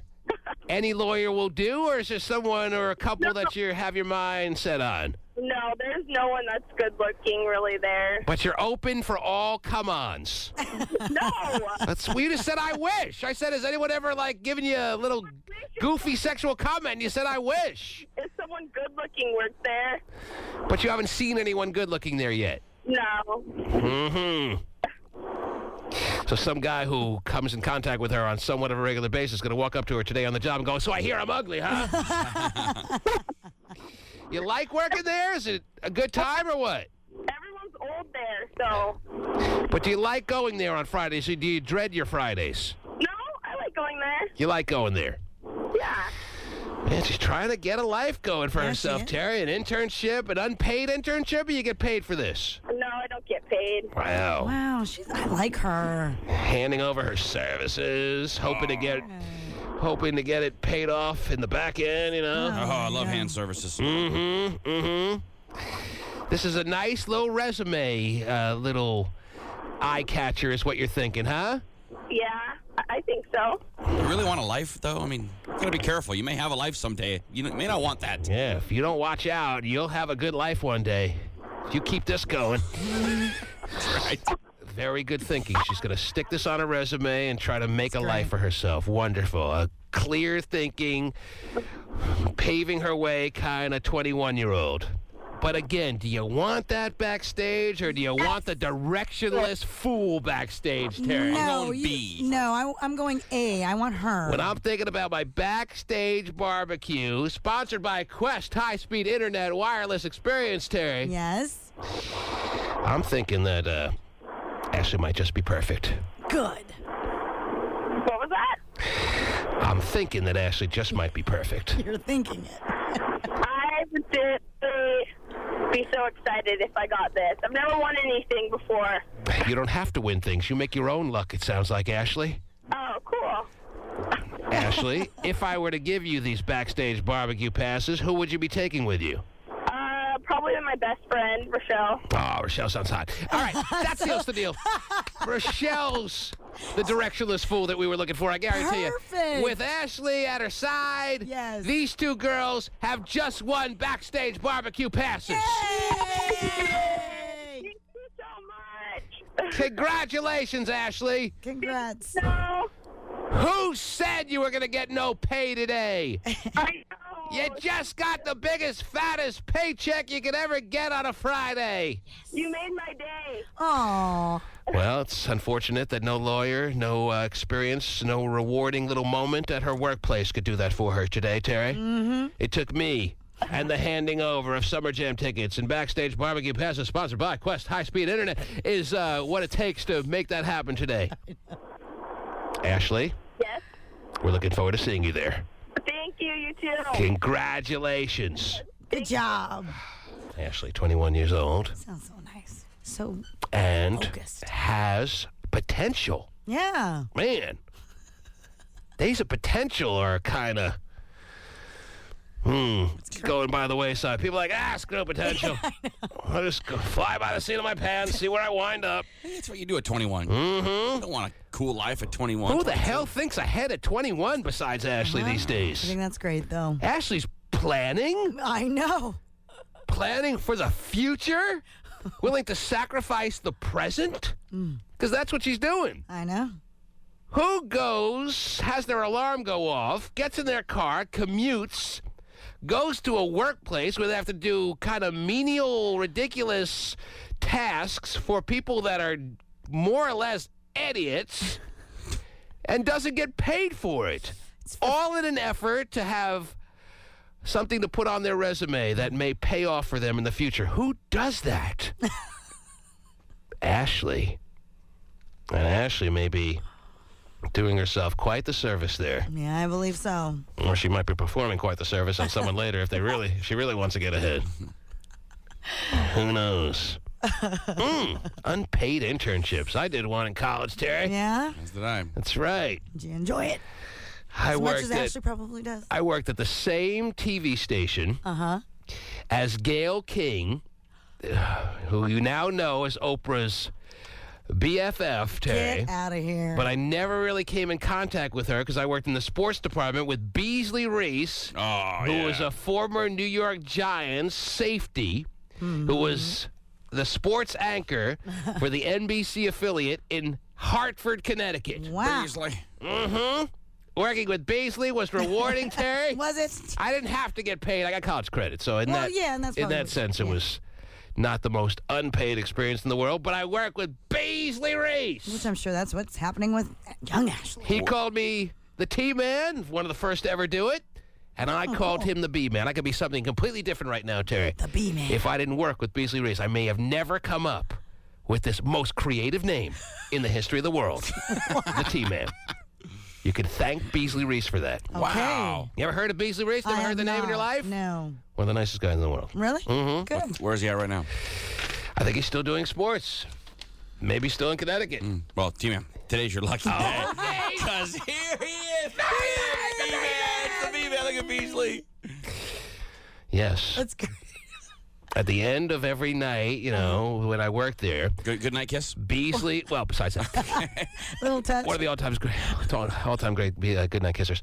Beasley would go onto the set. Yeah. And all the work we had done for the night, we would go, you know, with him to the spot, and there would be Gayle King, who had already done like 20 minutes of the half-hour newscast that they were doing, and Beasley was like in the last 10 minutes of the broadcast. Right. We'd get up there for 5 minutes, talk about the Hartford Whalers. Right.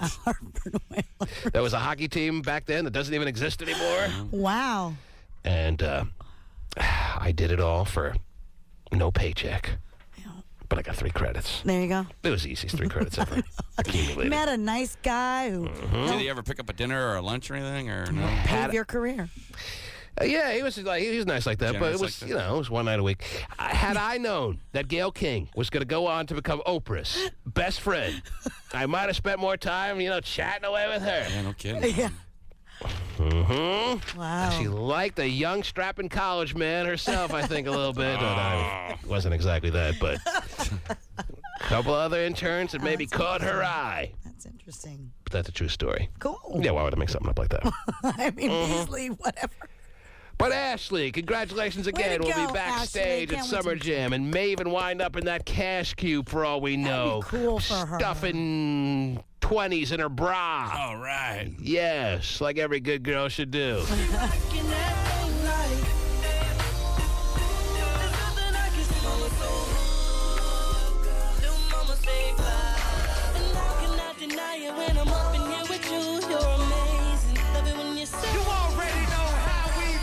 Tickets on sale. Backstage barbecue. VIP seating. Summer Jam. Summer Jam. Yo, what's up? This is the American Dream. Presented by McDonald's. KUBE93.com. This is an important message from the Federal Communications Commission. On Friday, June 12th, broadcast television is going all digital. What does this mean to you? If you rely on an antenna to watch TV and you don't have a converter box or a newer digital TV, you won't get a picture on June 12th. For more information on making the switch, call 1-888-CALL. Them chickens jacking my style. They try to copy my swagger. I'm on that next now. I'm sold 3008. You sold 2000 and late. I got that boom, boom, boom. That future boom, boom, boom. Let me get it now. Boom, boom, gotta get that. Boom, boom, boom, gotta get that. Boom, boom, boom, gotta get that. Boom, boom, boom, gotta get that. Boom, boom, boom, that boom, boom, boom, that boom, boom, boom.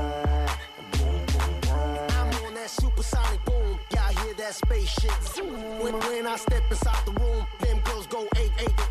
Y'all stuck on super 8-8. That lo-fi stupid 8-bit. I'm on that HD flat. This beat go boom, boom, bap. I'm a beast when you turn me on. Into the future, Cybertron. Harder, faster, better, stronger. Sexy ladies, extra longer. Cause we got to beat that bounce. We got to beat that pound. We got to beat that 808. That boom, boom in your town. People in the place. If you wanna get down, put your hands in the air.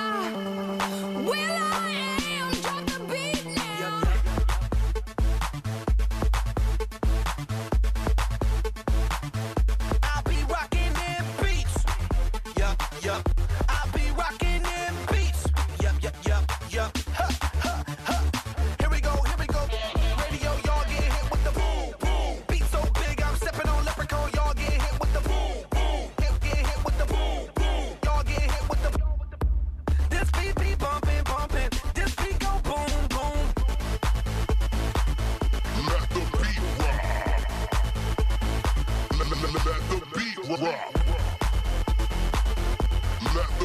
This beat be bumping, bumping. This beat go boom, boom.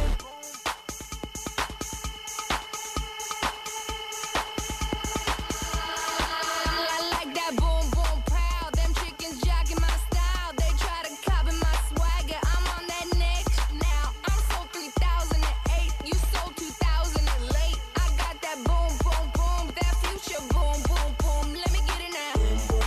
Gotta get that boom, boom, boom. Gotta get that boom, boom, boom. Gotta get that boom, boom, boom. Gotta get that boom, boom, boom. That boom, boom, boom. That boom, boom, boom. Let the beat rock. Let the beat rock. Let the beat rock. Let the beat. Some sad couples news. Usher and his wife are divorcing. The R&B singer and Tamika Foster, parents to 2 young boys, reportedly have been living apart for nearly a year after almost 2 years of marriage. 4 months ago, Usher flew to Tamika's side in Brazil after she suffered cardiac arrest from cosmetic surgery. And just this morning, the divorce papers were reportedly filed in Atlanta. You had that story earlier this morning, Terry? Yes. Cardiac arrest from your plastic surgery procedures. That's always fun, huh? Always a good time. Just give me a little lipo right here. No. Trying to keep my man. Mm-hmm. 6 kids. My husband's going to leave me if you don't. He's going to leave you anyway, but we'll take your money. Right. Turns out she was right. Yeah. Mm-hmm. Well, He rushed to her side He when did? she had. But was there part of him that was hoping she would die?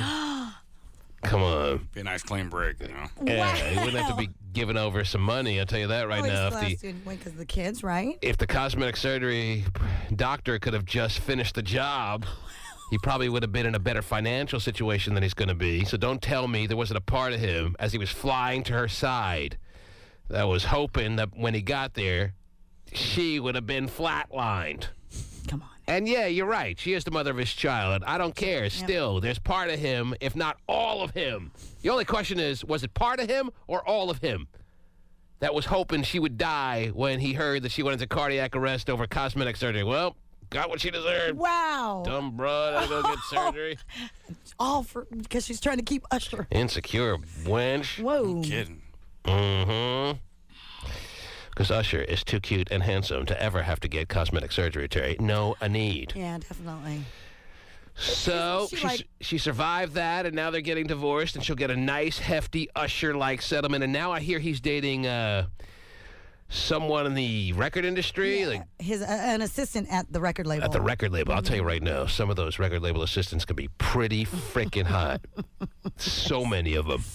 A lot of them work in the L.A. offices or New York, mostly L.A., and I've seen a whole bunch of them at certain events, and sometimes they even fly up here to come visit the station.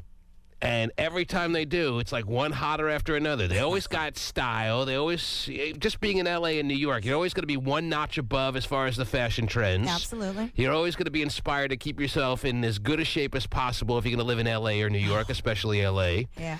And that's what they're all like, man. They're always so freaking hot. So I guarantee you he's got the hottest of the hot. I'm sure she is.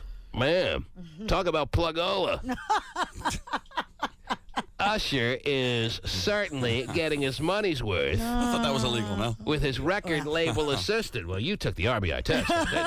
You are learning fast. Well, if I only knew you could date them, the record label people, that'd be great. Mm-hmm. You were A little plugola. Oh, yeah, I think I like plugola a little bit. All right, roll over. Let me get some plugola. Wow. No, back over the other. We get some payola. Okay. I'm just telling you, these record label assistants, these girls that work at record labels are freaking hot. I'm sure. How many spins are you on this? No. Right round, baby. Right round. Record, baby. So I have no doubt. I haven't seen what this girl looks like, but I have absolutely little doubt that she is probably one of the hottest girls in L.A. right now. I'm sure. What label is he with? Isn't it Island Def Jam? I think. Yeah. Well, whatever it is, she's on fire. She must be. I already know. Well, also, too, I believe his wife is like 10 years or something older than him, right? So you're saying anything will look good. Is that what you're saying? Sounds like That's it. why she had to go get plastic surgery all the time? Well, she's, you know. Back again, Miss Usher? My left third toe doesn't look right. Can you fix it? Well, people were critical of her If you because. don't, my husband will leave me. That's right. Every little thing. Yeah. All right. Well, like you said, there's a lot of pressure in that, Oh, I'll give you a little pressure. being in Hollywood, and especially being Usher's wife. Same pressure. You gotta be hot. Yeah, she got to be hot. And his mom realized she was not hot enough and made it clear to him. What else is going on this Friday morning, mid-June 2009, or what else we got going I on? have a story here about a woman who was supposed to be on the Air France flight that crashed, the one going to Brazil. Yeah, everyone heard about this story. This is crazy. Yes, tell us for those who may not be in the know. This woman who missed her flight. That was on that fateful, infamous, crashed Air France flight from a couple of weeks ago. Yes. Let us all know what happened to her. The woman who skipped through the tragedy. She was late to the airport. Yes. You always hear about that person. When a plane crashes, who for whatever reason did not get on the plane, they were too late to the airport, they got bumped, or something happens that they didn't fortunately get on the flight that crashed. This woman was one of those stories. She was late to the airport. She didn't get on board on time. The plane crashes. She is like thanking her lucky stars that she's alive, but what happens? She died in a car accident the next day. That is so sick. Isn't that? If I didn't see that story with my own eyes, Terry, I would think you're making it up. Yeah. That is like the movie Final Destination. I think there were 3 Final Destination movies, but the first one was actually very watchable, very good. Okay, now it's final in the destination. We really mean it this time, dude. Finito. Yeah, that's it. No more. Everyone's seen that movie, right? No? Yeah. Well, for those who haven't, the premise is that these high school kids get off a plane because they get freaked out when they're about to travel on some school trip, and the plane crashes. And then for the weeks following, they just die one by one because you can't skip out from what is your fate. That's the storyline. That's the plot of the movie. Don't they go on like a roller coaster, though? I mean, wouldn't you want to kind of lessen your chances by the stuff they do? Well, maybe in part 2 and part 3 they've done cheesy roller coaster deaths, but... Whew, I skipped that one. Let's go hang gliding, guys. I mean, come on. Yeah, you would think it'd probably take it easy for the next couple of weeks after you nearly died in a plane crash you barely avoided. Yes. I will now live in a safe room the rest of my life. Okay. Burning to a crisp in a plane explosion. But the whole theme of the movie is that you can't skip out from what is your fate. Right.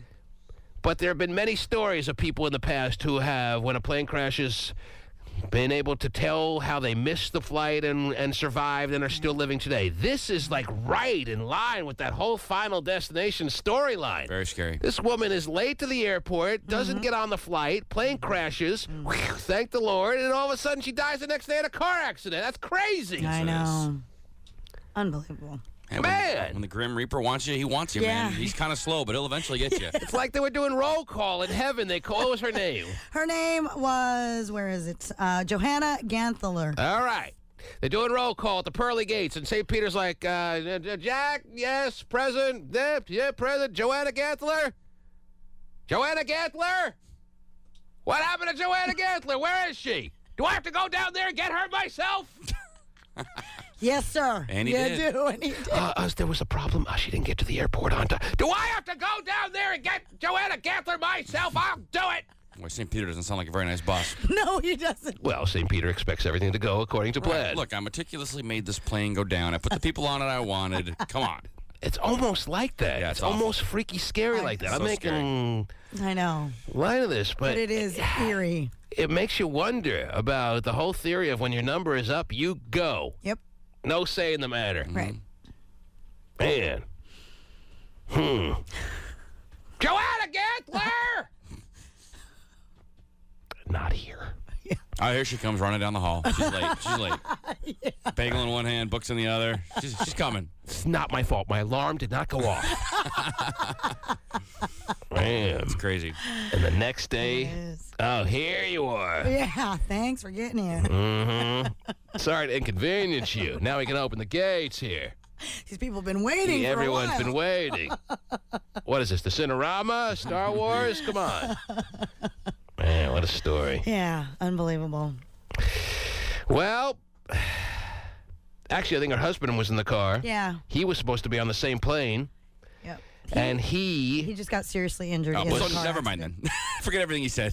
When your time's up, it's not. Your time's not up apparently. Well, no. In the movie Final Destination, they died one by one. Oh, so he could die in the next couple of days. Maybe no, his- if he dies, I'm gonna freak out. That would, yeah. Maybe his wounds all of a sudden take a turn for the worse, or he gets a bad infection from the injury sustained in the car accident, and he's next to go.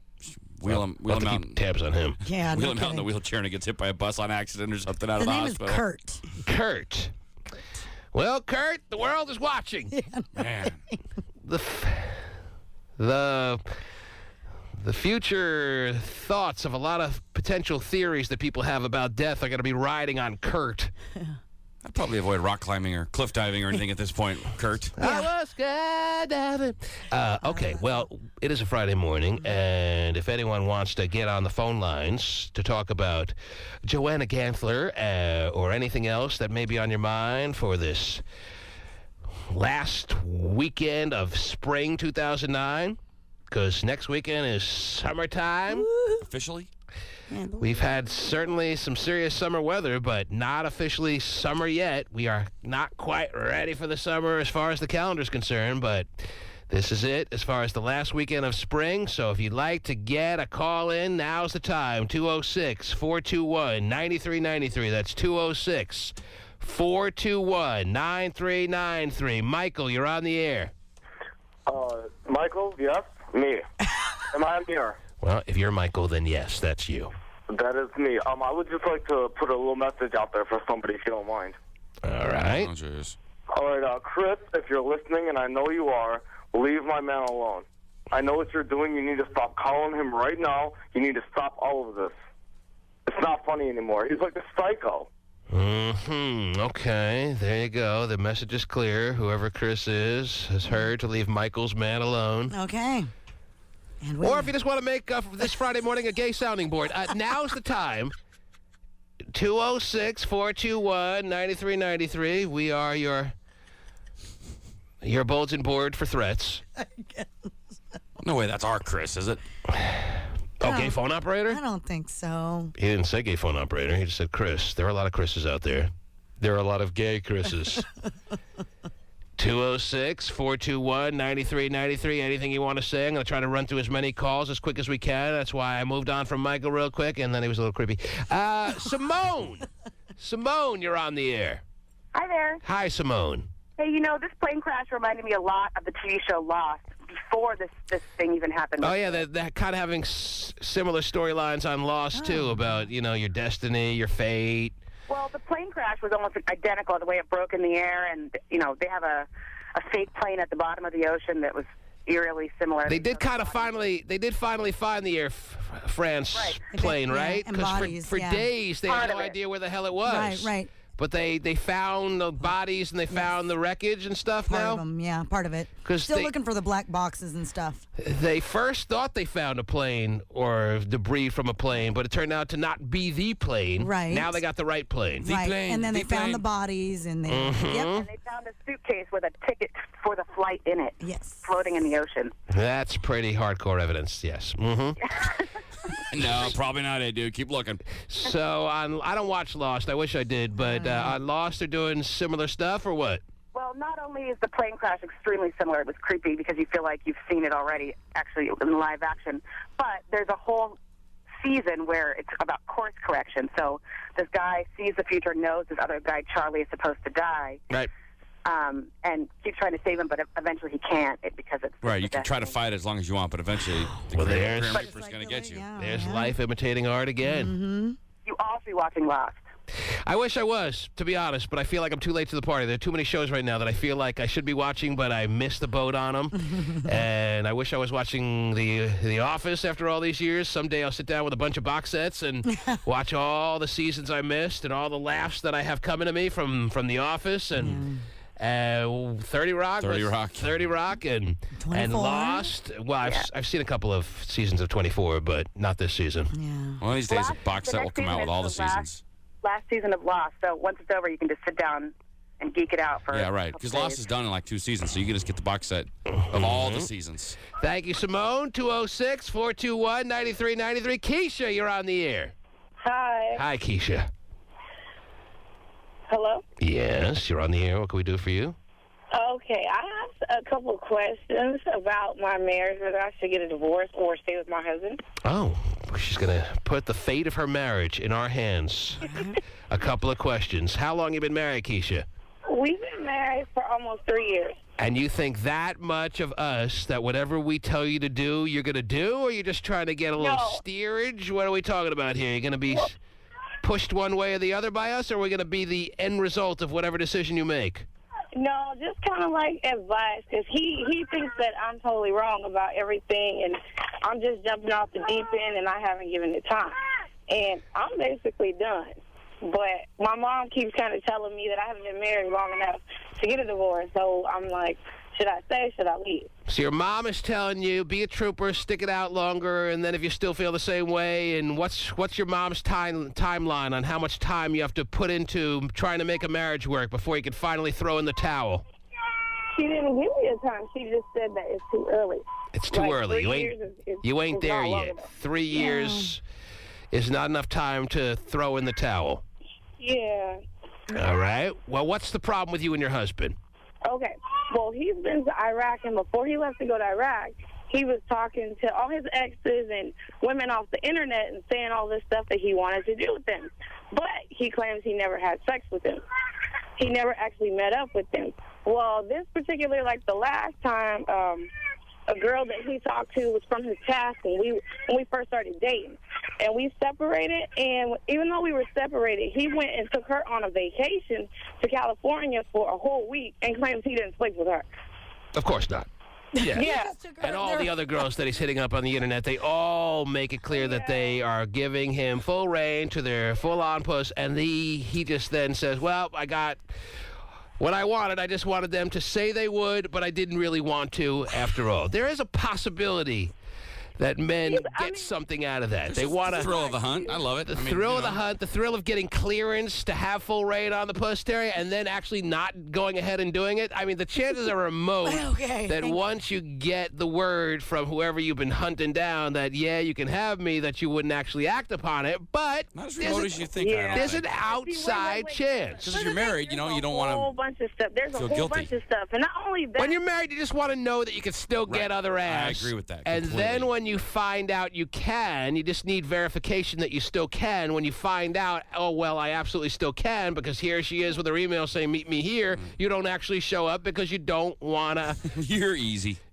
Yeah. But you've also stated in the past that men, I mean, you can't turn down the offer. If it's there for you, why would you turn it down? I'm telling you that you can in some select cases. He's always said if they're super hot, what are you supposed to do? I mean, that's, Well, then you can't turn it down. If they're I'm just telling her that there's an outside remote possibility that her husband was just interested in finding out whether he still had it in his mind to hook up with other women besides his wife.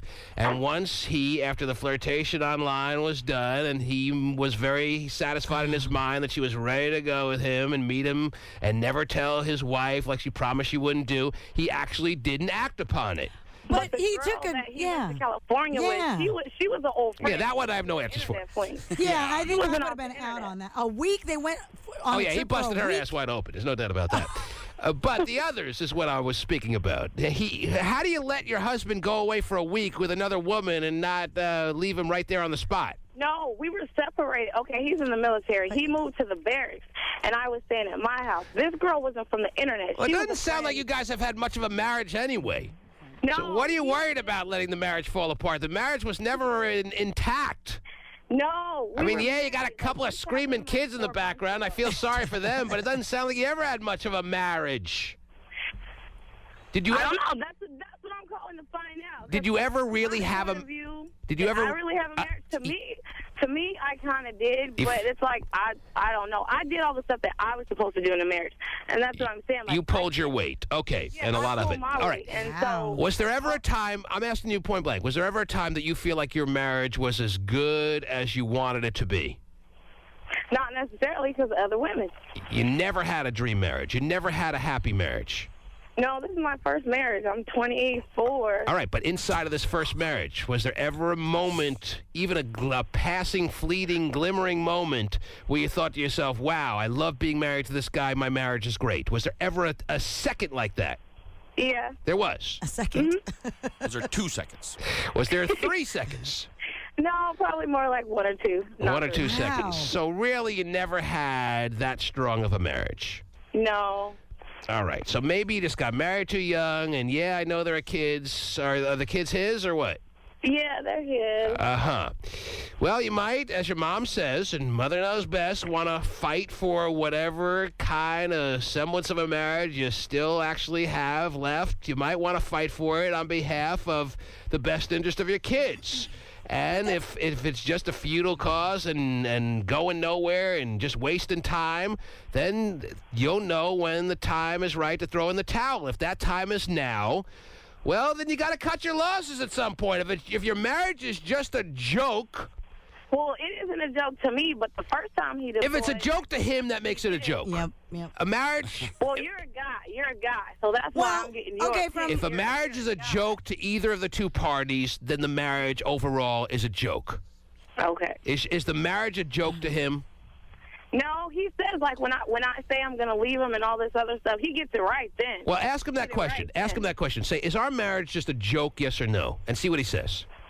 Oh, he said no. But the thing is, say no and he'll cry? But regardless of you guys he knows the right time to cry. I know. He's very good at playing her, by the way. Yeah. And the thing is that I believe that you're smarter than you're giving yourself credit, because really you know it's done.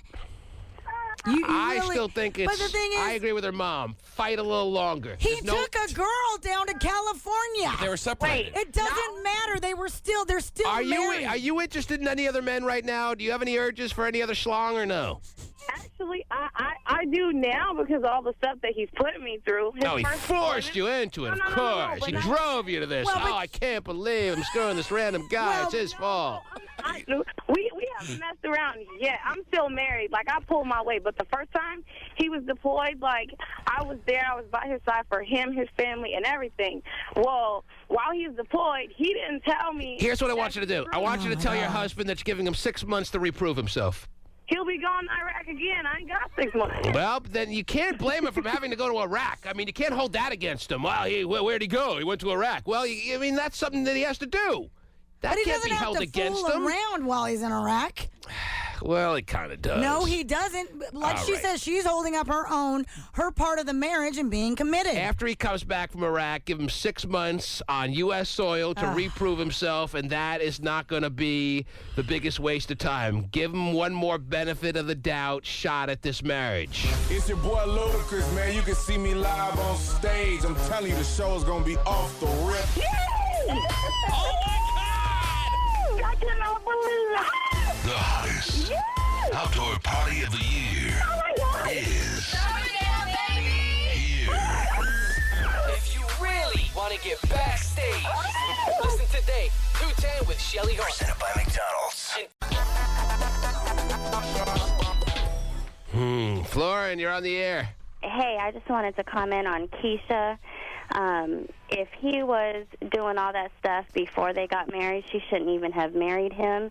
And she can be a much better parent to those kids if she was sound. Blah, blah, blah. Good job. I like everything Did she Keisha just say said. that he was pretty much the same guy before she got married? Or I got the impression that he kind of flipped a little bit after they got married, and she really didn't. No, it was before. When she was saying that they were separated, they were still dating. And when he took that girl to vacation, they weren't married yet. Well, it's hard to feel sorry for a person who marries someone that they know has all these faults. True. Exactly. And then they get married, and they're like, oh, well, you haven't changed. Well, you can't expect a person to change after you get married. As a matter of fact, as I've pointed out numerous times on this show through the years, the faults that a person has going into a marriage get multiplied when you're in a marriage. Exactly, and that's statistics. It's proven. And if you can't handle even the smallest things while you're dating, your marriage is set up for failure. And those kids, like you said, they are the ones that are going to suffer, but both parents can be better parents to those kids when they are not butting heads with each other. All right, but what does this woman have here? She has a guy who goes to Iraq, which obviously can't be held against him. Should clearly be a plus in his column. You bastard. Yeah, you don't say, you bastard, you're going to Iraq again. How do you do that to me? No. But even when he's That's home, hero it sounds stuff. Like he's doing the same thing. He is. You're right. You know, he you is. guys are so quick to think the worst. But what she else do we said have? it. She's the one who said What that. else do we have? We have a guy who chats online. Big deal. What a horrific crime. And he flirts a little bit. Everyone does. Okay. He probably wants to make sure that he can validate that he still has something going on. Every woman wants to know that they still are attractive to the masses. But what they need to do, if they're married, if they have a sense of insecurity, they need to seek that fulfillment from their wife or their husband, not outside the marriage. Right. Maybe we just have a woman here who's looking for a rationalization to go screwing around with a random schlong that she can grab onto left and right, Terry. Maybe that's what we were really dealing with on that phone line. That may be the cause, but again, if that's the case, they are better off away from each other. They're so quick and to just sever all ties with screaming kids in the background. I just said, and she wanted my advice. I just said, you know what? Give it another 6 months. That is not the longest period of time in the world. On U.S. soil, give him 6 months worth of time on U.S. soil. That means if he gets back in 9 months, then starting from that point, give him 6 months to reprove himself to be the husband that you would like him to be, which is probably an unreasonable, lofty level of expectation anyway, which can't be reached by any human being. Because you know how some of these unrealistic bunts are, Terry. Oh, jeez. Well, why can't you make me happy? Because nobody can make you happy. Only you can make you happy. Mm-hmm. Unrealistic expectations. How am I supposed to make you happy? I ain't freaking Super Mary, man. But the thing is that if it doesn't even really sound like he was truly ready himself that's her to be side married. of the freaking story. I heard nothing outside of this peculiar trip to Los Angeles or wherever they went with a random girl, which doesn't sound. But they were on a break when that happened. Right. He wasn't living in the barracks. Mm-hmm. Yeah, they were on a break. Whatever. Still married. Well, it comes down to what is important to her. Is it important to her to try to fight for her marriage? Does she owe it to her kids? Well, then put in the 6 months that I advise and give it a give a good faith effort in those 6 months. Don't be all naggy and like leading him into all kinds of fights and trouble. Be a good wife in those 6 months and see what kind of husband he is. What has she been doing the last 3 years? I don't know, Terry. I haven't been living with her the past 3 years. She says that she has been putting up Pulling her weight. pulling her weight, doing what she's supposed to do. She's been a good wife. Her mother's instincts. Her mother wouldn't lead her wrong, would she? Her mother's instincts from the very beginning of the story we heard were to give him more of a shot. 6 months is my advice. You called for my advice? There it is. Take it or leave it. Text messages roll in at 97373. Don't you know? That's 97373. Don't you know? Here's a person who certainly knows that I only speak the truth, Terry. 8:54 and 23 seconds. Somebody writes, T-Man, you're so right about everything this morning about being in a room with your ex and pretending like you're having fun just so they notice. Like I mentioned about Rihanna and Chris Brown being at the NBA Finals game last night. Or being married because, or being married, still making sure you can get or in being married, still making sure you can get ass without actually acting on it. There is that situation that happens many a time, not as often as guys who actually will act on it if they get the clearance that they're looking for. But some guys who are married just want to find out if they can, and then when they're completely satisfied that they can, don't act on it. Okay. Because they want to find out that they still got it, but they don't want to be cheaters. All right. But in their Most guys are fine with being cheaters, but some guys aren't. But in their wives' minds, they're still cheaters, right? I mean, if they're doing... Well, I would think that a wife who hears about that scenario would be able to devise in her mind that I have a husband who has not cheated on me. No, I agree with that statement. If your husband gets a Terry, girl you would be irate. Right. If you found out that your husband... I love it when you tell me how I would be. Well, you tell me if I'm wrong. If You're wrong. I haven't even given you the scenario yet. Hear the scenario, then tell me if I'm wrong. And you're not Obviously, it's pretty predictable what the scenario is going to be. If you found out that your husband just try to put some feelers out there with a certain girl to find out if he could, and then she was like, yeah, absolutely, meet me here, meet me there, I'll meet you anywhere, noon, 1, 3 in the morning, whenever you can get there, big sir. If you found out that he got that email back in his inbox, and then he was like, well, I just wanted to find out if I could, but I never acted on it, honey. And he could prove that he never acted on it. Right. You'd be told, oh, that's perfectly acceptable then. That's fine. Oh, beautiful. What a great husband I have. La, la, la. No, you'd be pissed. You'd be pissed. Hey, I'm glad you're me. Am I wrong? Yes, you are. Am I now? Because I think I know who I married, and Multiple I know that, I mean, just like with your wife, you have a very flirtatious personality. And, I have nothing of the kind. And your wife knows that. She knows that you get a lot of attention.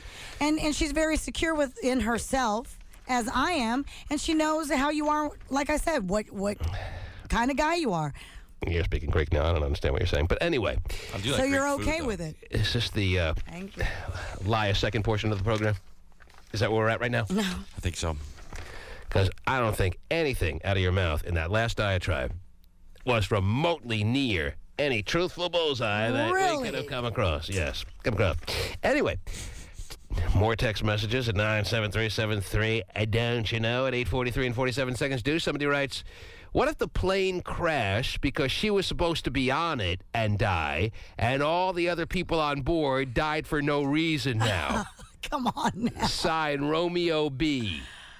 In reference to that lady who was late to the airport, missed the Air France flight that crashed, and all on board died. What if it was just set up?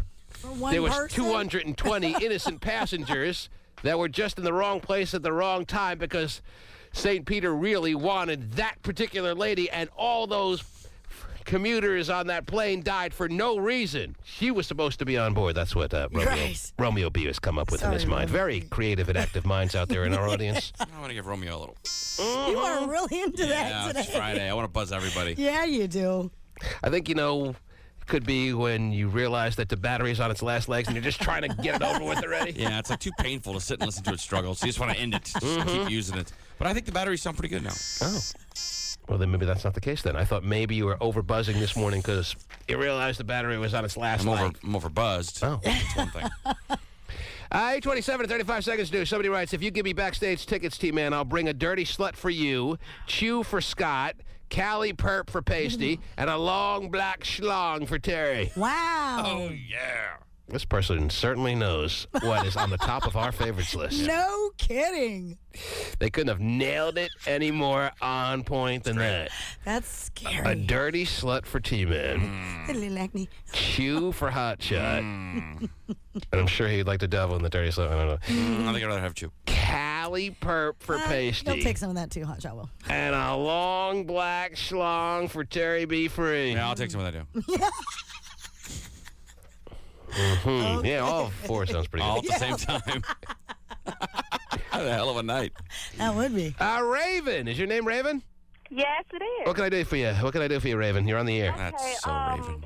I've been married. I just got married last October, and Congratulations. me and my husband are both the only child. And his mother, before I was pregnant before I got married. I'm from Georgia, so we're very traditional. Once you get married, we feel like once you get pregnant, we feel like we need to marry. So, his mom was completely against me having the child. She was completely against us. Wait, so he's from a conservative background, but she was against you having the child, meaning that she wanted you to get an abortion, or what? Well, I'm very traditional, so my family is. So I felt like we needed to get married, and he agreed with me, but his mom was completely against it. Against the marriage or against you having the child, or both? Both. Uh-huh. So she wanted you to abort the child? Yes. Uh-huh. Really? Yes. All right. So when she found out she that... doesn't like me at all. When And I have no reason why. When she found out that her son knocked up Raven, she said, well, I hope Raven is planning on getting an abortion. Yeah, basically. I see. That doesn't sound like someone from a traditional family, like you said. Her son is like the golden child in her eyes. He does no wrong. I mean, I've known him ever since I was in 8th grade. She buys him, she used to buy him video games, stuff like that. He'll sell them. She didn't care. Oh, it's okay, I'll buy you another one. You know, she saw him as the golden child. And she spoiled him to some extent that kind of built up. It sounds like you're a little resentful of that he got a lot of things that, would be seen as spoiling a child in your mind, right? But she also stated he is an only child, and both of you are only children. I am too, but I had to work for mine. Well, but So you weren't spoiled by your parents like he was by his mom? No, not at all. All right, so what's the story now? So you have the child, and what's the status of your marriage? It's good. I don't know why she's hating. She still hates you? Yes. Even though you are now the mother of her grandchild? Yes. You are the wife to her son, all that now in the bank, and she still hates you. Yes. She can't find a way to find common ground with you and realize that you're kind of here to stay. She still kind of gets under your skin and makes it clear that she doesn't like you. Yes. Wow. At some point, don't you start to loosen it up a little bit as a mother-in-law and as a... You would hope so, yeah, because you look and see that your son is happy, and you want him to be happy, right? Does she see that her son is happy, or does she... she sees that he's happy, and I mean, I guess you can say she's probably trying to find some common ground, being that she wants to, see the child. To be with the grandchild, right. And stuff like that. Right. But she says little smart comments and does little... She does little things to get under your skin. Like what? Yeah. Basically, and my husband doesn't see it. He's like, "Oh, she's just being a mom and all this." All right. Well, Terry wanted an example of what she does to needle you. Okay. Before we moved up here to Washington, and we were taking family pictures. Basically, I gave her the power. I understand I gave her the power to do it once I figured out what she had done. She set up the pictures for us. She told us what to wear. And I'm like, I'm the wife. Shouldn't I do that? And by the time I realized that it was a little too late and I wanted to shoot myself in the head for it. But you gave her the power. You said that. Yeah, I did. So that was your bad. Wait, who was paying for these pictures? Well, she was. All right, you know what? If she was setting it up and she's paying for the pictures, she does feel. I could see why she feels like she has some right in what she wants you guys to wear, because she was pretty much the one who was setting this whole thing up. So, I mean, that is not the greatest example of how you're being needled by her. If that's the best thing you got. I'll give you another. Yeah, that was not a great one. I know. What about, you said comments too? She makes comments. Like if I decide on, let's say, like my little girl's furniture, I wanted my little girl to have, we bought my little girl's furniture or whatever, and I wanted her to have all white furniture.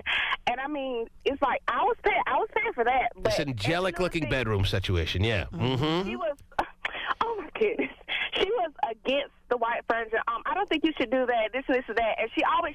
This is not the best example of a mother-in-law that is just bugging the hell out of her. She is bugging the. Well, yeah. I mean, you don't need.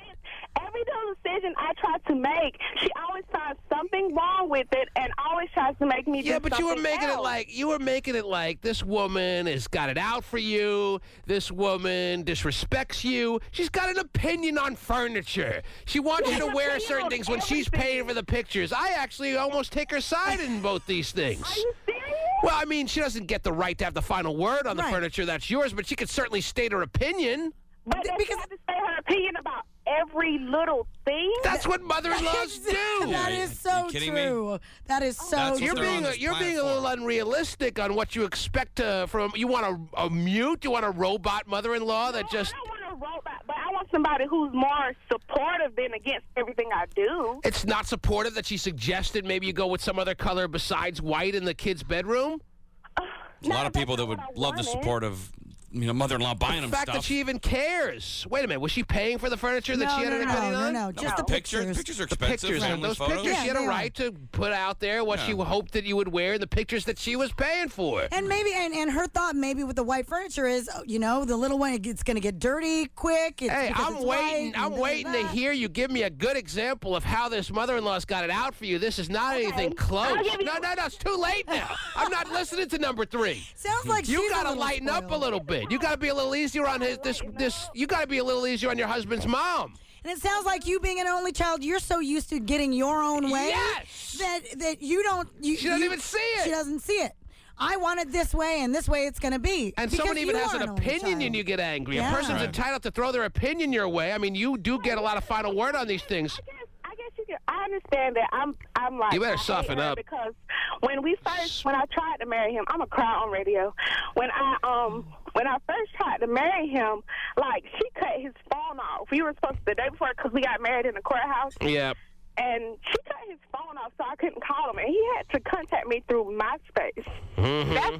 All right. Well, now she realizes she did everything she could to try to stop you guys from getting together, but now she knows that ain't clearly what's going on, so she's trying to be an active mother-in-law and grandmother in your family life, and it sounds like you are being tough on her more than she's being tough on you. And by the way, too, I feel sorry for her. Your husband needs to step up and be the man and say, "Look, Mom, we've got this. We're married now, so on and so." That ain't he happening. needs to. I mean, My needs wife to gets also, bothered when you throw in your opinion too much. Kind of keep it to yourself a little bit more. Right. And Well, then pay for your own pictures. Pick your spot. Right. Pay for your own pictures. And really, maybe they should because they are a couple. They're married. They're having a family. So Raven, and take care of yourself. You and your husband and your child are probably all that his mother has. Yeah. You got to realize that, all right? And you got to cut her a little bit of slack here and there, okay? And maybe you guys can meet halfway and not get so bugged out by each other, all right? Across the sky. Okay. Okay. Take All care, right. Raven. That is Man. Hey, welcome to the life of having a mother-in-law, man. They do butt into stuff. Right. That's what they do. That is their job on this planet. Enjoy. I actually feel sorry for the mother-in-law out there who can't even speak up without being just shunned by the daughters. Wow. My mother-in-law would at least call and say, "Okay, I'm being the nosy mother-in-law here, but I was noticing that, she'd at least warn me ahead of time she's being the nosy But if mother-in-law." you preface it that way, you can say anything you want. Right, that's true. She thought it softened me up, yeah, 'cause she But at least she was acknowledged- conscious of the fact she did that, and Yeah. that's what, Who's the spoiled only child now, Raven? Only kids, man. I'm telling you. And now she's hanging up the phone going, T-Man doesn't understand. He doesn't get it. I'm going to go back to my ways. Mm-hmm. The people that are only child, I know. they're their own crew, man. It's a weird breed. Get out the way, get out the way, get out the way. In a minute, if he don't show up, then man. I'm so hood that Ludacris should have been on the original version. You already know how we do. Tickets on sale. Backstage barbecue. VIP seating. Summer Jam. Summer Jam. Summer Jam with KUBE 93. Presented by McDonald's. KUBE93.com. Jared, the Galleria of Jewelry, wants to remind you that there's nothing like a Rolex. That's Jared. Why just wear a watch when you can wear a crafted work of art? A Rolex from Jared. At Jared, the Galleria of Jewelry, you'll see the most outstanding selection of popular Rolex styles. From the rugged Submariner to the men's President, the Lady Datejust to the stunning Lady Pearlmaster. Jared is the place to shop for a Rolex timepiece. Inside every Rolex timepiece is a precisely crafted symphony of more than 220 parts that compose a Rolex movement. Each is tested, inspected, and cleaned until it sparkles like jewelry. Come see our fine Rolex collection at Jared, the Galleria of Jewelry. We're proud to be your official Rolex jeweler. It can only be Jared. Jared in Tukwila on South Center Parkway, in Tacoma on South 38th Street, and in Linwood at Alderwood Mall Parkway and 196 across from Circuit City. There's something in my cup. What is it? Oh, $1,000 bill. Can I have a sip? You can win $1,000 daily or even an exciting vacation in the Subway Get Lost Adventure Giveaway. Hurry into Subway, get a code on any 32-ounce drink, and play at SubwayFreshBuzz.com. Subway, eat fresh. No purchase necessary. Void where prohibited. Open to U.S. and D.C. legal residents 18 years or older and 7509. For rules, go to SubwayFreshBuzz.com. Congratulations. You've decided to get a BlackBerry for all the right reasons. But will you choose the right network? Truth is, BlackBerry runs better on America's best 3G network, Verizon Wireless. Why? Simple. Not all wireless networks are created equal. With Verizon Wireless, you get more reliable access to your email, more dependable downloads of hundreds of apps, and more 3G coverage. A silent sleeper, you won't hear a peep peep. The girl he wants don't seem to want him to. It seems the feelings that she had her through. Cause day and night, the lonely stoner seems to free his mind at night. He's all alone through the day and night. The lonely loner seems to free his mind at night. At night, day and night.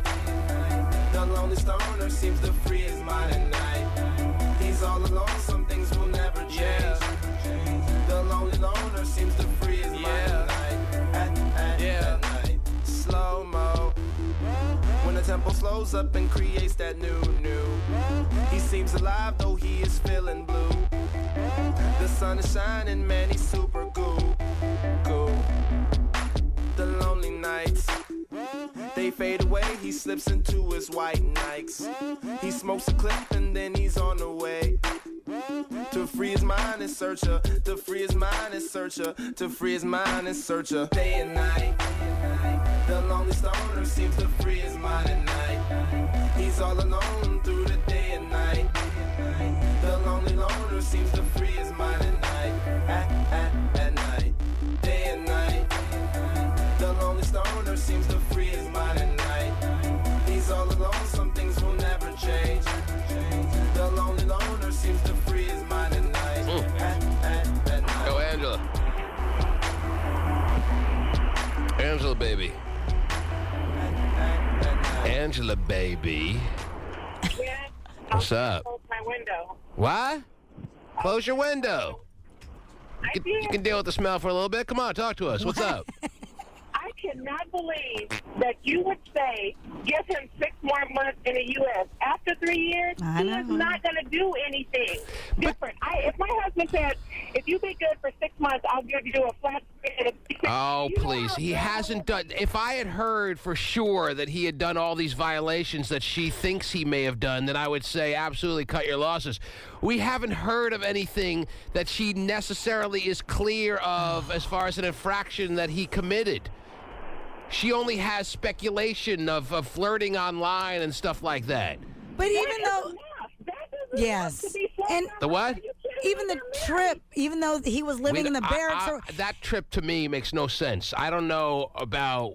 She didn't give me specifics of that trip. He took an ex-girlfriend on a vacation with him. It doesn't matter. And he claims he didn't have sex with her. Yeah, so he was living in the barracks. That's a little break. They were on a break. They weren't legally separated. No. They weren't. That's a bunch of BS. That break crap is a bunch of BS. For the children's sake, it was just my advice. It's not always good, though, to tell him that I'm going to give you a last-ditch effort to try to make this marriage work. Don't you love and it doesn't mean if he puts in 6 good months that he's then given a free pass for a lifetime to do as he pleases.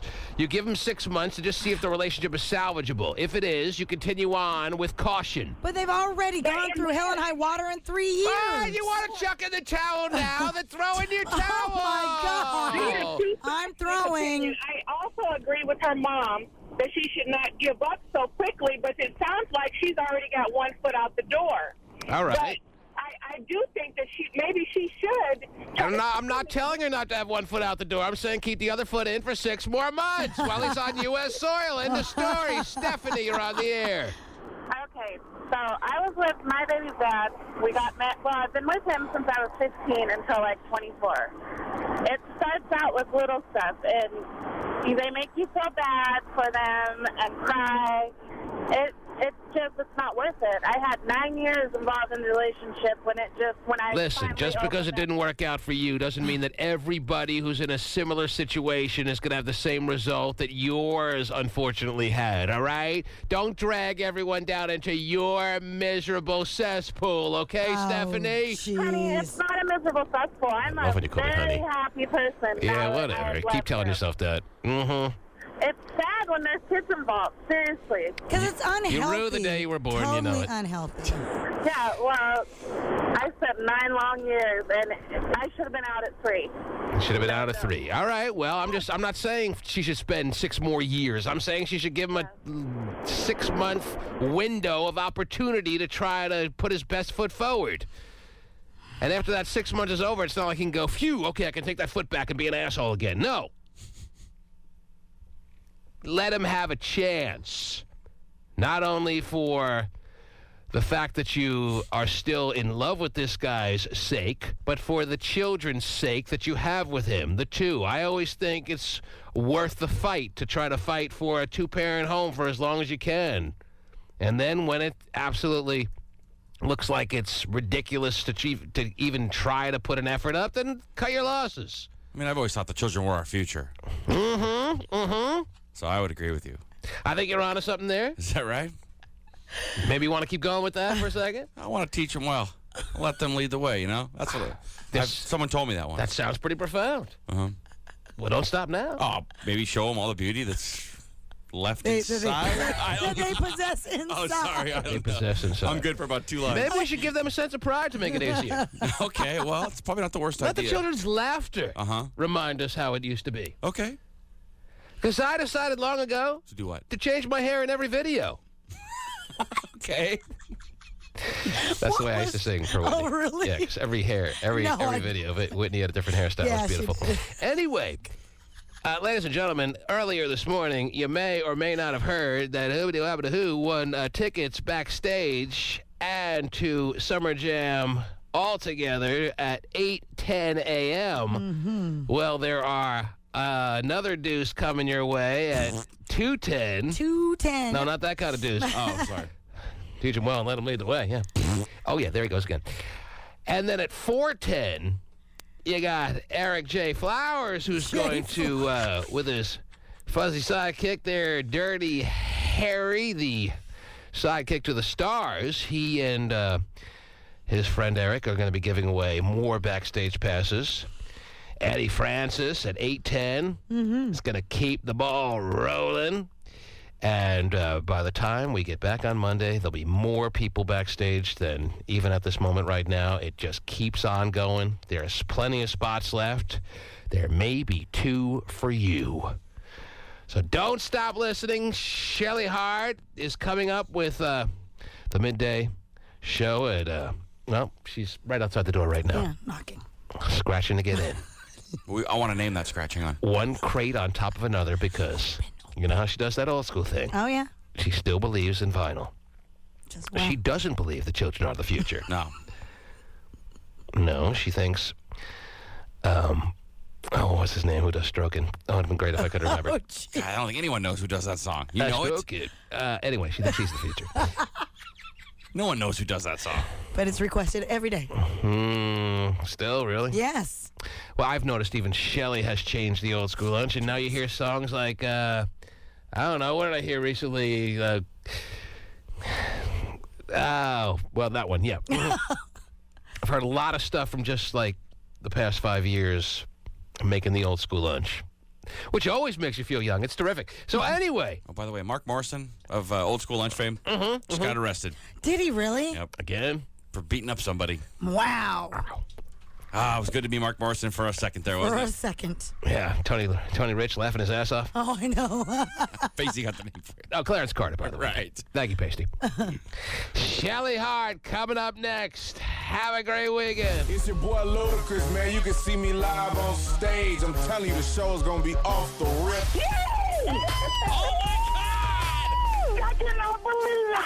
The hottest outdoor party of the year is here. If you really want to get backstage, listen today, 2:10 with Shelly Hart. Presented by McDonald's. and Quest high-speed internet. Make sure you get your tickets now at KUBE93.com. I can't believe you fell in love in Europe. Yeah. Oh, that's such a